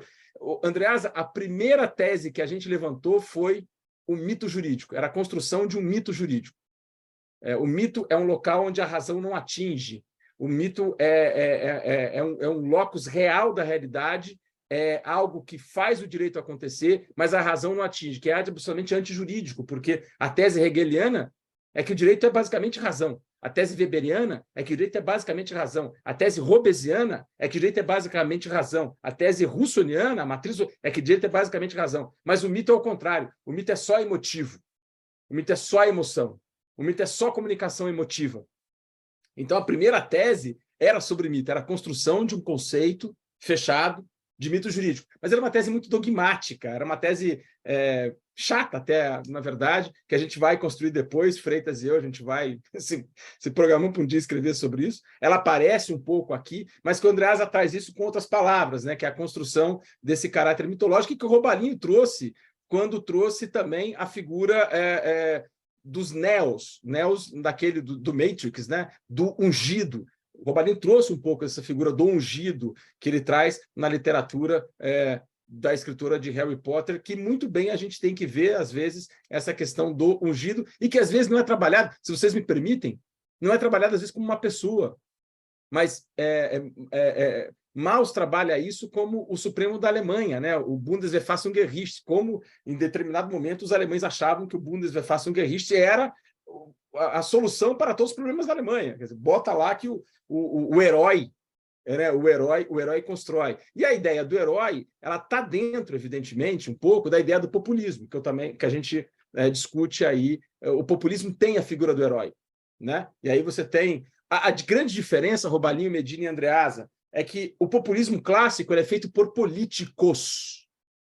O populismo clássico não é feito por agentes de Estado competentes para atuar em um processo penal. O populismo é feito, e aí um pouco, Robalinho, que você trouxe também de Silva Sanches, do expansionismo penal, da sociedade de risco, e é isso mesmo, e a gente está em super, ultra, mega sintonia, mas acredito que aí eu fico um pouco com Medina, que há que se ter, de vez em quando, olhares até sancionatórios, até preocupados com agentes de Estado, ou um agente de Estado, ou alguns agentes de Estado, seja ele uma pessoa ou um órgão, eu trago de novo o IBAMA, o INCRA, quem quer que seja, que ache que a sua condução vai salvar a humanidade, que a sua condução vai resolver o sebastianismo, um sebastianismo institucional, sabe? Está aí uma outra criação nossa aí, sebastianismo institucional. Posso fazer só um... Já quero ouvi-los, já encerrei. Muito obrigado aí das provocações. Provoquei-os, ok? Provoquei mesmo. Uma observação também nessa linha que você expôs, Favete. Eu acredito assim, que a Lava Jato trouxe, sim, inúmeros resultados positivos para a sociedade brasileira. Não vejo de forma negativa a presença da agenda da Lava Jato no Brasil. Pelo contrário, eu acho que a Lava Jato aportou resultados muito positivos. O que falta ainda é uma medição dos resultados da Lava Jato, com estatísticas, enfim, e aí eu trago uma ponderação. Tenho uma percepção de que houve, sim, colaborações anuladas. Agora, recentemente, teve um caso que o Robalinho mencionou aí, teve caso que eu atuei mesmo no Rio de Janeiro, que nós verificamos colaboração premiada do ex-senadores Lobão e Jucá, em que o TRF2 mencionou que havia carência de elementos de corroboração na delação premiada, mas, por uma reclamação do Supremo Tribunal Federal, acabou se reconhecendo a incompetência absoluta. Então, 2 itens aí só, né? Não há um estudo estatístico ainda mostrando se outras colaborações do Rio de Janeiro foram anuladas por falta de elementos de corroboração. Mas, por exemplo, também no caso do Lobão e do Jucá, Curitiba foi anulada por prova ilícita. Veja que gravidade, prova ilícita. Em São Paulo, nós atuamos em outros casos que também foi anulado por falta de elementos de corroboração. Tem um caso que nós atuamos, numa ação penal, em que só sobram delatores no polo passivo da ação penal. Só sobram delatores. Isso caso que eu atuo. Isso só caso que eu atuo. Só sobraram delatores na ação penal, porque os delatados foram todos excluídos. Agora, se nós começarmos a colher depoimentos de outros criminalistas, de outros advogados, veja onde nós chegaremos. É isso, falta uma estatística. Por que o Ministério Público, por que o Judiciário, o CNJ, poderia levantar uma estatística, fazer um balanço da Lava Jato? Eu acho que vai ser interessante isso, se nós chegarmos a alguma instituição independente. Quantas colaborações, afinal, foram anuladas por falta de elemento de corroboração? Eu estou falando só de casos que eu atuei. Então, veja assim, e eu não atuei em muitos casos, não. Atuei em poucos, mas em casos que têm aí resultados significativos que eu vi. E vi abuso de poder também. Então, veja, casos que nós estamos atuando no CNMP, gravíssimo. Então, veja, mas isso não desqualifica a Lava Jato. Isso, do meu ponto de vista, não desqualifica a Lava Jato. A Lava Jato flagrou casos de corrupção incontroversos. Casos de corrupção incontroversos. Então, chegar ao ponto que o Andreasa diz, eu me arrependo de ter falado sobre a Lava Jato, falado favoravelmente sobre a Lava Jato, de modo algum.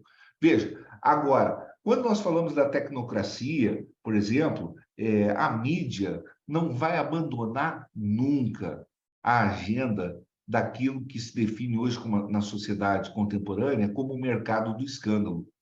Então, ontem foi a corrupção, que vai continuar essa agenda de corrupção, hoje é o ato golpista.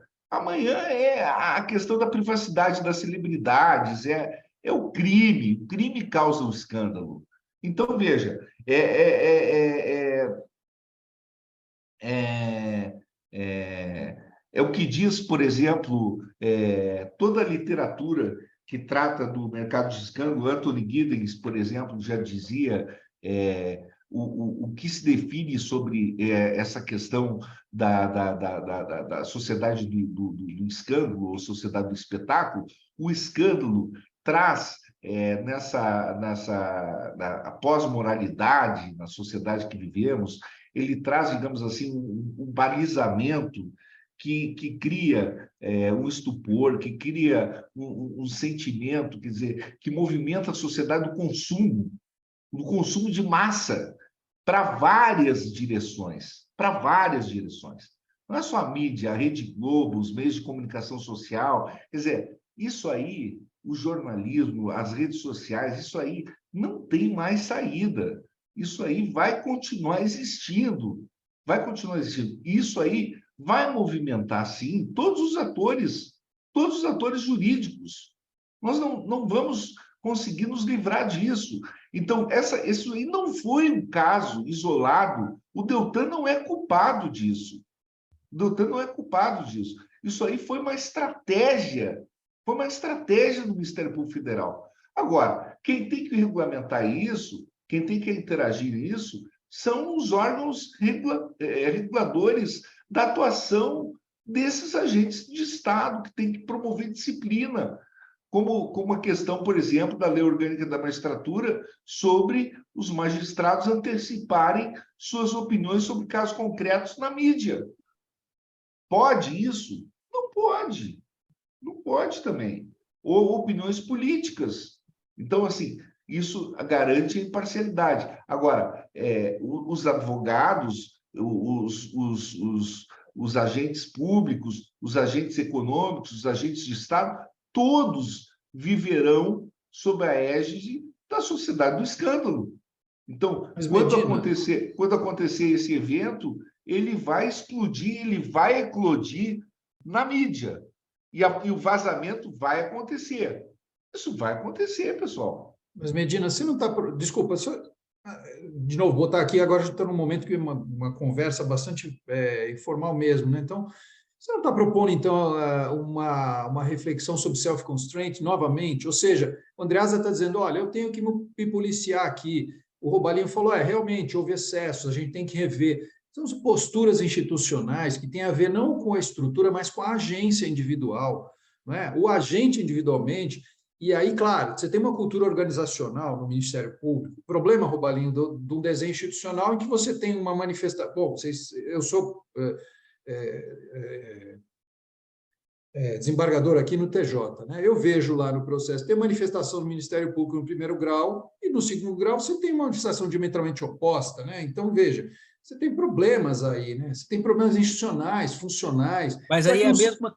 Desculpa, só fazer um pouco. É a mesma coisa que o Medina falou agora. O juiz homologou na primeira instância e na segunda instância o desembargador, a turma, julgou que não havia corroboração suficiente. Isso faz parte da independência do magistrado. Isso, até então, aí veja, tem opiniões diferentes. O que eu estou propondo é o seguinte, será que não é caso de nós pensarmos... E aí a reflexão é técnica, né? Não é personalizada, não é fulanizada, mas o problema do self-constraint, o problema da autocontenção, que tem a ver com uma certa compreensão da posição institucional, não é? Talvez a gente esteja vivendo um momento de um certo terremoto aí nas instituições, para que a gente possa se acomodar de alguma maneira, né?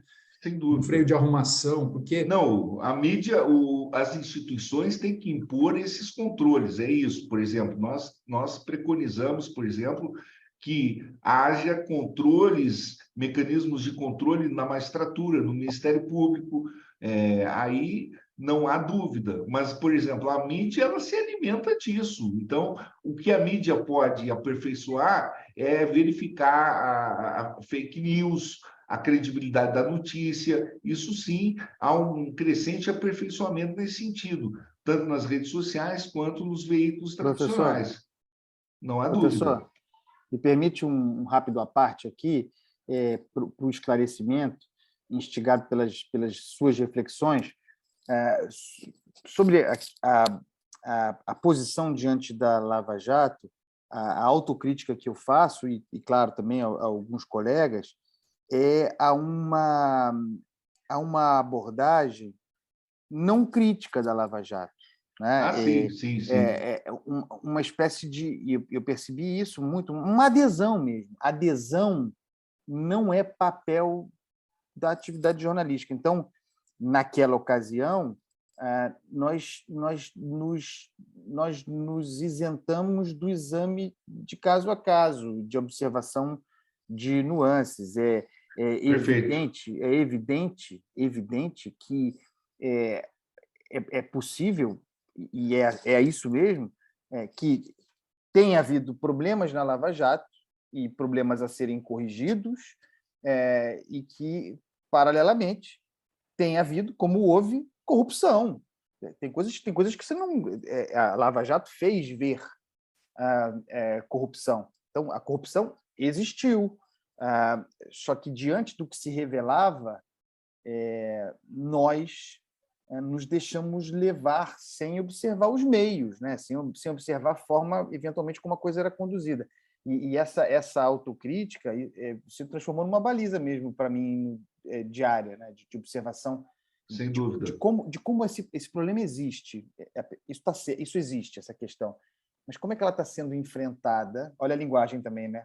O uso do verbo enfrentar. Como é que ela está sendo tratada? E eu vou tratar como? Então, a questão era essa, professor. Não, e eu concordo com você, Andreasa, porque o que aconteceu? Muitas delações, eu acho que teve um volume considerável de delações, realmente não temos aqui um termômetro, uma estatística para medir, mas me parece, Romarinho, que teve um volume de delações, por exemplo... Deixa eu esclarecer, aí, Fábio. Talvez até... Eu vou te dar um exemplo, tá? Mais um exemplo. Acordos de leniência que o Ministério Público fez. Eu tenho as empreiteiras como exemplo. Estou falando do penal. Mas deixa eu falar, deixa eu referenciar, porque talvez te ajude na análise. Quando eu quis dizer o seguinte, eu lhe garanto, não tenho estatística, mas lhe garanto, que o maior número de delações anuladas foram anuladas por erro de magistratura responsável, ou seja, de competência. Foram problemas que agitaram tanto no Rio de Janeiro quanto em Curitiba. Depois teve um número X, que você está citando aí, eu não discordo, de diferenças de opiniões entre os graus. Então, o juiz homologou, tá? Seja no Rio, seja em Curitiba, seja onde for, e algum tribunal superior disse que não tinha suficiente, mas são minoria. O que eu quis dizer, e aí me permita, eu já encerro e faço a reflexão, é de que é muito falado que a delação premiada foi conseguida quase sob tortura. Várias reportagens dizem praticamente isso. Olha, nós estamos falando de uma operação ou de uma situação jurídica que envolveu as pessoas de alto poder econômico e alto poder político no país. Essas pessoas foram defendidas pelos melhores advogados do Brasil, pelas melhores defesas mais agudas e mais bem definidas. A delação, a colaboração premiada no Brasil não pode ser feita sem total concordância da defesa. Então, essas coisas de que colocou o sujeito preso, aí ele saiu correndo, foi torturado e denunciou, é isso que eu estou querendo me referir. Não. E de qualquer Tortura, forma, não. As minorias aconteceram. E outra coisa, Medina, confesso que eu estou muito mais focado em Curitiba. E você conhece mais a fundo o Rio de Janeiro do que eu.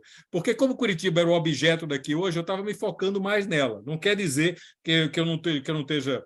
É porque eu estou menos inteirado do que aconteceu no Rio de Janeiro do que aconteceu no Curitiba. Até algumas coisas do Rio de Janeiro amadureceram depois de eu sair da NPR.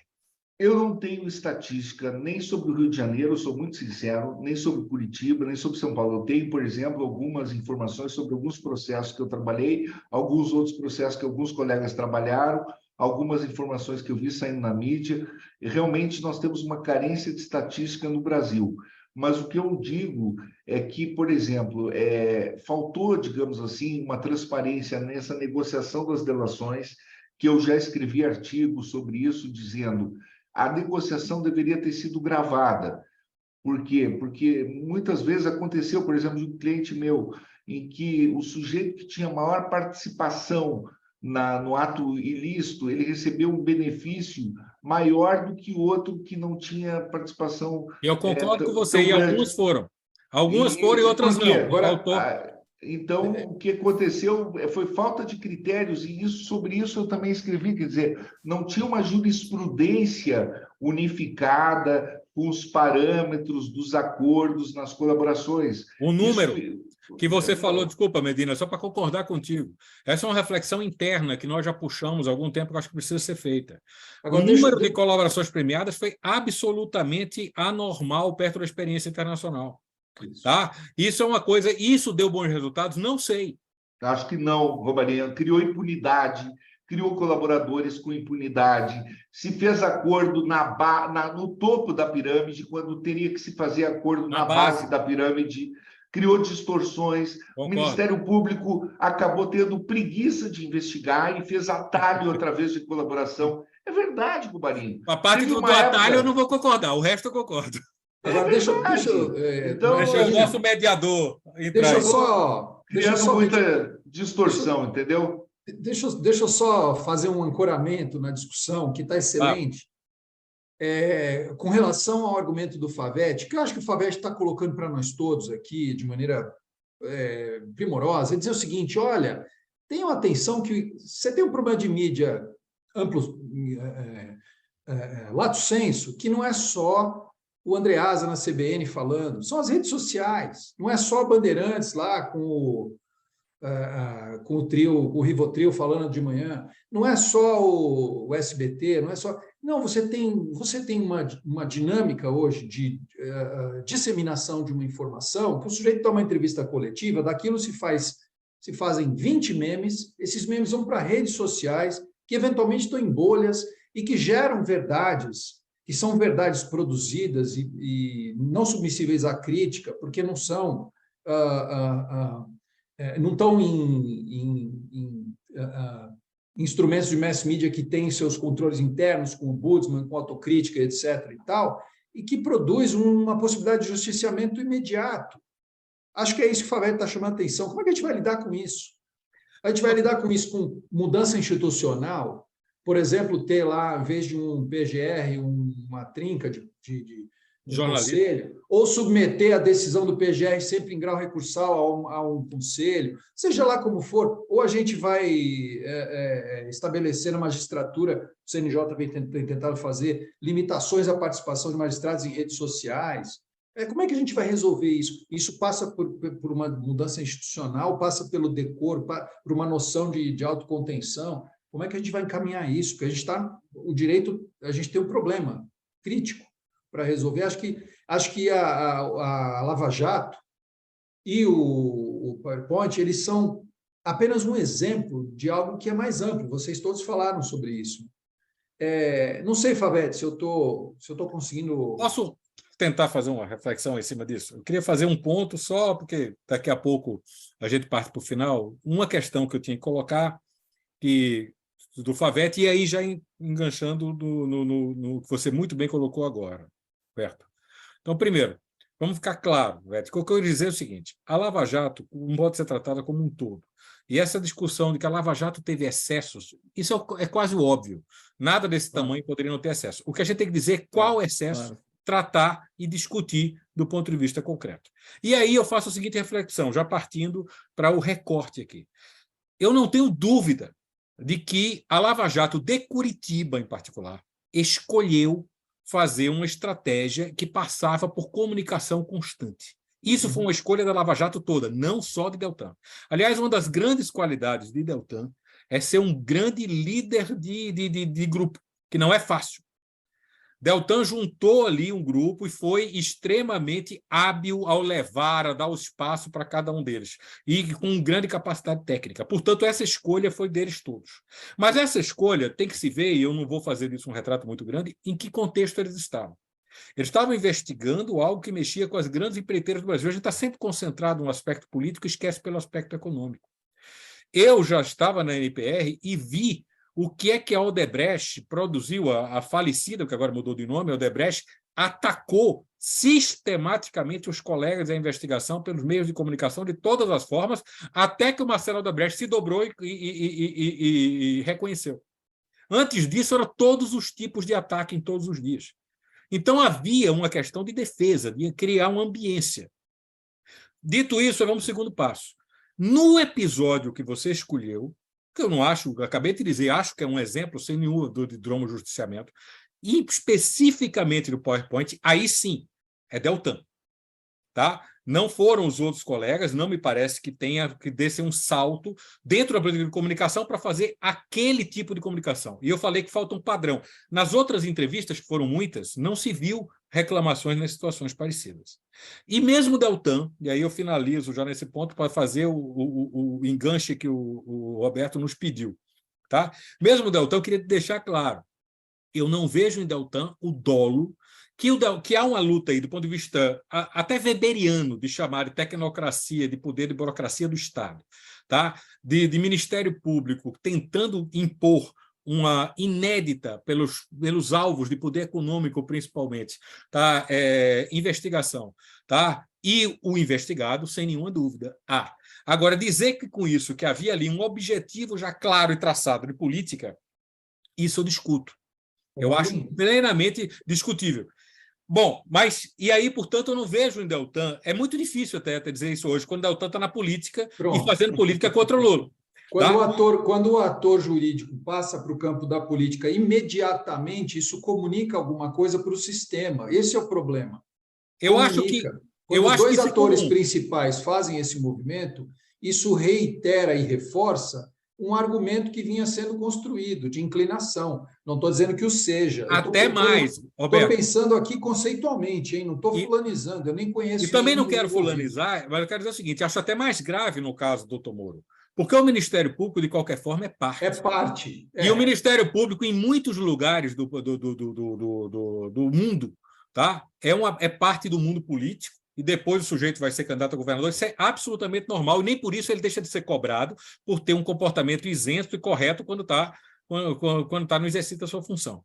Então, só queria deixar claro o seguinte, eu não acho que Deltan tenha feito dolosamente aquilo, eu vou atacar, eu acho muito mais o seguinte, eu estou aqui numa estratégia de comunicação que eu preciso passar, porque estou chegando numa pessoa que é altamente relevante para a sociedade, qual é o ponto que eu estou querendo chegar. Agora, ele errou.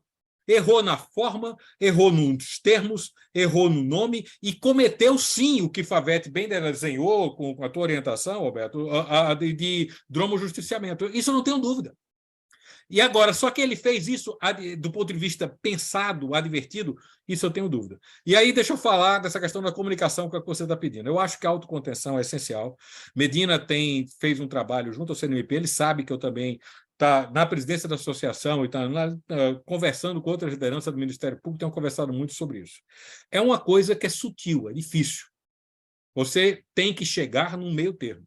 Você não pode permitir também que a sociedade não comunique. Inclusive porque aí você deixa a comunicação absolutamente aberta para os agentes privados. E isso pode dar em consequências negativas pelo lado oposto. Tanto para a sociedade não compreender o que o Estado está fazendo, como do ponto de vista do julgamento, o sujeito ser absolvido quando tem 1 quilo de provas contra ele que eu não posso falar e nem posso mostrar.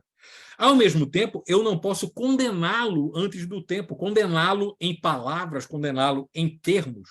Então, por exemplo, quando tem uma resolução, Medina acompanha bem do CNMP, quero dizer uma coisa. A primeira resolução do CNMP, Favete, se me permite, você fez essa observação lá, você colocou lá em determinado momento que foi uma das justificativas, dos motivadores do voto do ministro Salomão no STJ, tá? De que aquela entrevista desrespeita os parâmetros colocados pelo CNMP. E isso é verdade. O que é que deve ser dito, contudo? A resolução do CNMP é de agosto de 2016. A entrevista é de maio. Portanto, os colegas não tinham o parâmetro antes. Dado o parâmetro, a discussão muda. E eu acho que precisa todo mundo refletir nessa autocontenção e na necessidade, ao mesmo tempo, também refletir que a sociedade não pode ficar sem informações e qual é o grau justo, contido, respeitoso, mas que coloque os fatos que tem que ser feito. O fenômeno comunicação, já Lava Jato de Curitiba, o Andreasa bem colocou, isso é uma outra história. Eu quero dizer claramente, para finalizar onde eu comecei, eu não nego, e eu acho que nenhum colega do Ministério Público deveria negar, que houve ali uma escolha de estratégia por todos, inclusive por Deltan, de buscar o apoio na comunicação, que não aconteceu no Rio e não aconteceu em Brasília. Portanto, não é a Lava Jato geral. Agora, disso geraram várias entrevistas, várias intervenções, e algumas poucas. Bedinho, vocês estão colocando a entrevista, eu coloco outras, que eu fui muito crítico dos colegas. Os colegas lá, pelas tantas, na véspera da eleição, tá? E municipais mesmo, já em 2016, depois em 2018, fazendo vídeos dizendo o seguinte: olha, temos que votar no sujeito que é a favor ou contra a corrupção, assim, assado. Embora eles não estivessem falando em nomes de deputados, de senadores, de vereadores, de governadores, isso não é papel do Ministério Público. E eu falei isso para os colegas várias vezes. Perfeito. Eles resvalaram, tá? Passaram sempre na zona cinzenta, não entravam na política partidária. Eu não cheguei a enxergar isso. Não chegaria no CNMP. Mas, no papel, as próprias 10 medidas, nós temos que fazer uma reflexão. As 10 medidas surgiram, nem todas foram ideias negativas, algumas foram implantadas agora e ninguém está reclamando. Umas duas, inclusive a do habeas corpus, que eu avisei. Eu, como membro do Ministério Público e procurador criminal, fui procurado pelos colegas. Eu disse o seguinte: olha, está mal desenhada e nós vamos apanhar feito boi ladrão com essa proposta, porque ninguém vai entender. Bolinho, Então, desculpa te interromper. O Andreasa claro, já falei muito. O Andreasa está com uma emergência ali doméstica que ele precisa resolver. Está pedindo licença aqui, não é isso, Andreasa? Eu gostaria de agradecer a você, viu, Andreas, muito aí, como aos demais também. Estou fazendo aqui um breve encerramento, a gente vai continuar mais uns minutos aqui, vamos liberar o Andreasa. Tá certo assim, Favete? E agradecer, deixar o nosso agradecimento pela contribuição para esse debate importante da perspectiva de um agente externo, né, desse mundo jurídico, esse cipoal maluco aqui que a gente vive, né, de conceitos e hermenêutica. Tá, muito obrigado aí. Professor Roberto, muito obrigado pelo convite, obrigado, Favete. Eu acompanho o trabalho dos senhores, acompanho os escritos de Medina, acompanho há muito tempo o trabalho de Robalinho, de modo que, para mim, é um privilégio muito grande. Eu poderia ficar ouvindo e conversando longamente com os senhores, mas me despeço agora. Acho também que já dei a minha contribuição ao debate, estava aqui como um ouvinte privilegiado dessa verdadeira aula, porque é uma aula de nuances, né? Os senhores estão dando um espetáculo, para usar a palavra do dia, um espetáculo de nuances e de observações, e me aguçando memória e me gerando algumas angústias também, citando casos sobre como eu tratei isso naquela ocasião. Eu vou até procurar para ver o que eu falei sobre isso, como eu falei. O desafio da linguagem, senhores. Mas acho que nós fomos bem aqui hoje. Muito obrigado, Favete. E parabéns pelo trabalho brilhante. Dromo Justiçamento é algo que vai ficar aqui na minha cabeça girando. Muito obrigado, um abraço, boa noite aos senhores. Obrigado, querido. Um abraço. Então, a última frase só, Roberto, para eu encerrar aqui a minha observação, dizer o seguinte: eu acho que o dromo justiciamento, no sentido de lidar com essa velocidade do julgamento da sociedade, e a reflexão disso no sistema de justiça, que é o centro, o coração da proposta do Favete, eu acho que é algo que todos nós temos que lidar. E, em concreto, tá? Tanto a magistratura judicial quanto o Ministério Público, como o sistema de justiça, e me permitam, inclusive os advogados, têm que pesar no que falam. Em muitos lugares do mundo, o advogado é oficial de justiça, como é nos Estados Unidos, e não tem total liberdade nem de lidar com as provas, nem de falar, porque ele também tem responsabilidade para com o processo. Então, não é o caso da Lava Jato, é muito raro, mas assim, não é raro nós encontrarmos em outros tipos de crime organizado um advogado fazendo um tumulto com a imprensa, colocando coisas absolutamente que não aconteceram, e aí até força o Estado a lidar com isso. Qualquer jeito, a reflexão é mais do que positiva. Eu acho que as palavras têm que ser comedidas, as informações têm que ser passadas, os fatos têm que acontecer, mas tem que ficar claro de que julgamentos não têm um andamento do julgamento da sociedade como um todo. E fazer a sociedade refletir. de que mesmo esses julgamentos, esses cancelamentos imediatos que nós fazemos hoje como se fosse a coisa mais natural do mundo, talvez não seja o melhor caminho. Enormes injustiças são cometidas. Tá? Ou incompletudes, quando mesmo que a direção esteja certa, às vezes há exagero na dose, há exagero nas situações, e isso não pode ser tomado como algo positivo, como permanente, e muito menos contaminar os órgãos do Estado. Eu acho que esse é o alerta que o Favete deixa, né, Favete? Eu acho que essa questão de acionar essa prontidão nossa para a possibilidade desse justiciamento imediato e imenso, né? Não sei se... Mas eu acho que é isso, né, Favete? É isso. O professor Medina, na hora que ele trouxe também, a primeira fala dele foi mais ou menos isso. Ele já trouxe outros cenários, que a conclusão do trabalho, Robalinho, a última frase do trabalho é que a principal conclusão do trabalho é talvez que o dromojusticiamento pode ocorrer em diversas esferas do poder e, por isso, a dogmática jurídica deve estar alerta a esse fenômeno que é, antes de tudo, antidemocrático. A tese, Robalinho, é um pouco isso que está na sua subfala. A dogmática não está muito bem preparada, né, para esse, não está bem adaptada para esse universo, e, portanto, as premissas da dogmática elas estão sempre correndo atrás, elas são muito reativas, correndo atrás, e é bastante isso que você trouxe também, Robalinho, e aí você e Medina concordam, eu acho, nesse ponto. E o Freitas, eu acho que está contigo, acho que por mim, okay. Super obrigado, sabe? Eu quero fazer um agradecimento público ao Roberto Freitas, alunos que estão vendo e ouvindo posteriormente esse vídeo, que vai ficar aqui no IDP, vai ficar no YouTube, ele vai fazer parte do programa de pós-graduação e também de graduação do IDP. O Roberto Freitas foi um orientador fantástico, porque sempre instigou, e ele que deu essa ideia. Falou, Favete, que tal a gente chamar pessoas que, de repente, têm uma crítica, que viveram a Lava Jato por dentro, viveram o momento por dentro, e talvez tenham uma crítica, mas que tenham também um arcabouço teórico para nós dialogarmos, né? Então, a escolha de Medina e Robalinho foi fantástica em relação a isso, o expert, que foi o Andreasa, mas tudo isso por você, o Roberto, que foi um orientador que falou, cara, vamos debater isso em público, abertamente, francamente, com pessoas que trabalharam essa questão, né, por dentro. Então, o Robalinho era uma pessoa extremamente importante na associação, que tinha o dever de defender Deltan.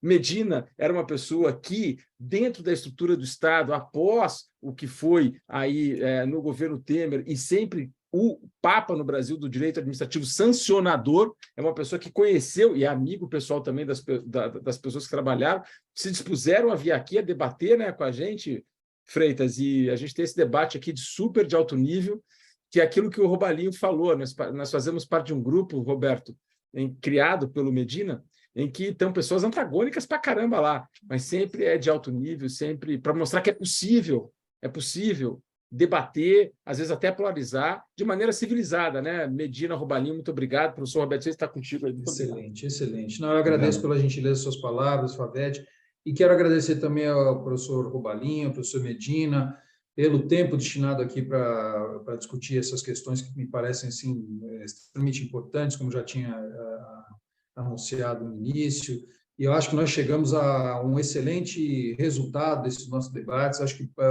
produzimos aqui uma conversa de altíssimo nível, com o grau de informalidade que nos é permitido pelo nosso mistério, né? A gente acaba sendo um pouco menos flexível do que quem não é do direito, mas acho que, de toda sorte, assim, foi bastante franca, aberta, amistosa. Eu fiquei muito, muito satisfeito. E, mais uma vez, então, agradeço, Favete, pela gentileza, pela bondade das palavras finais.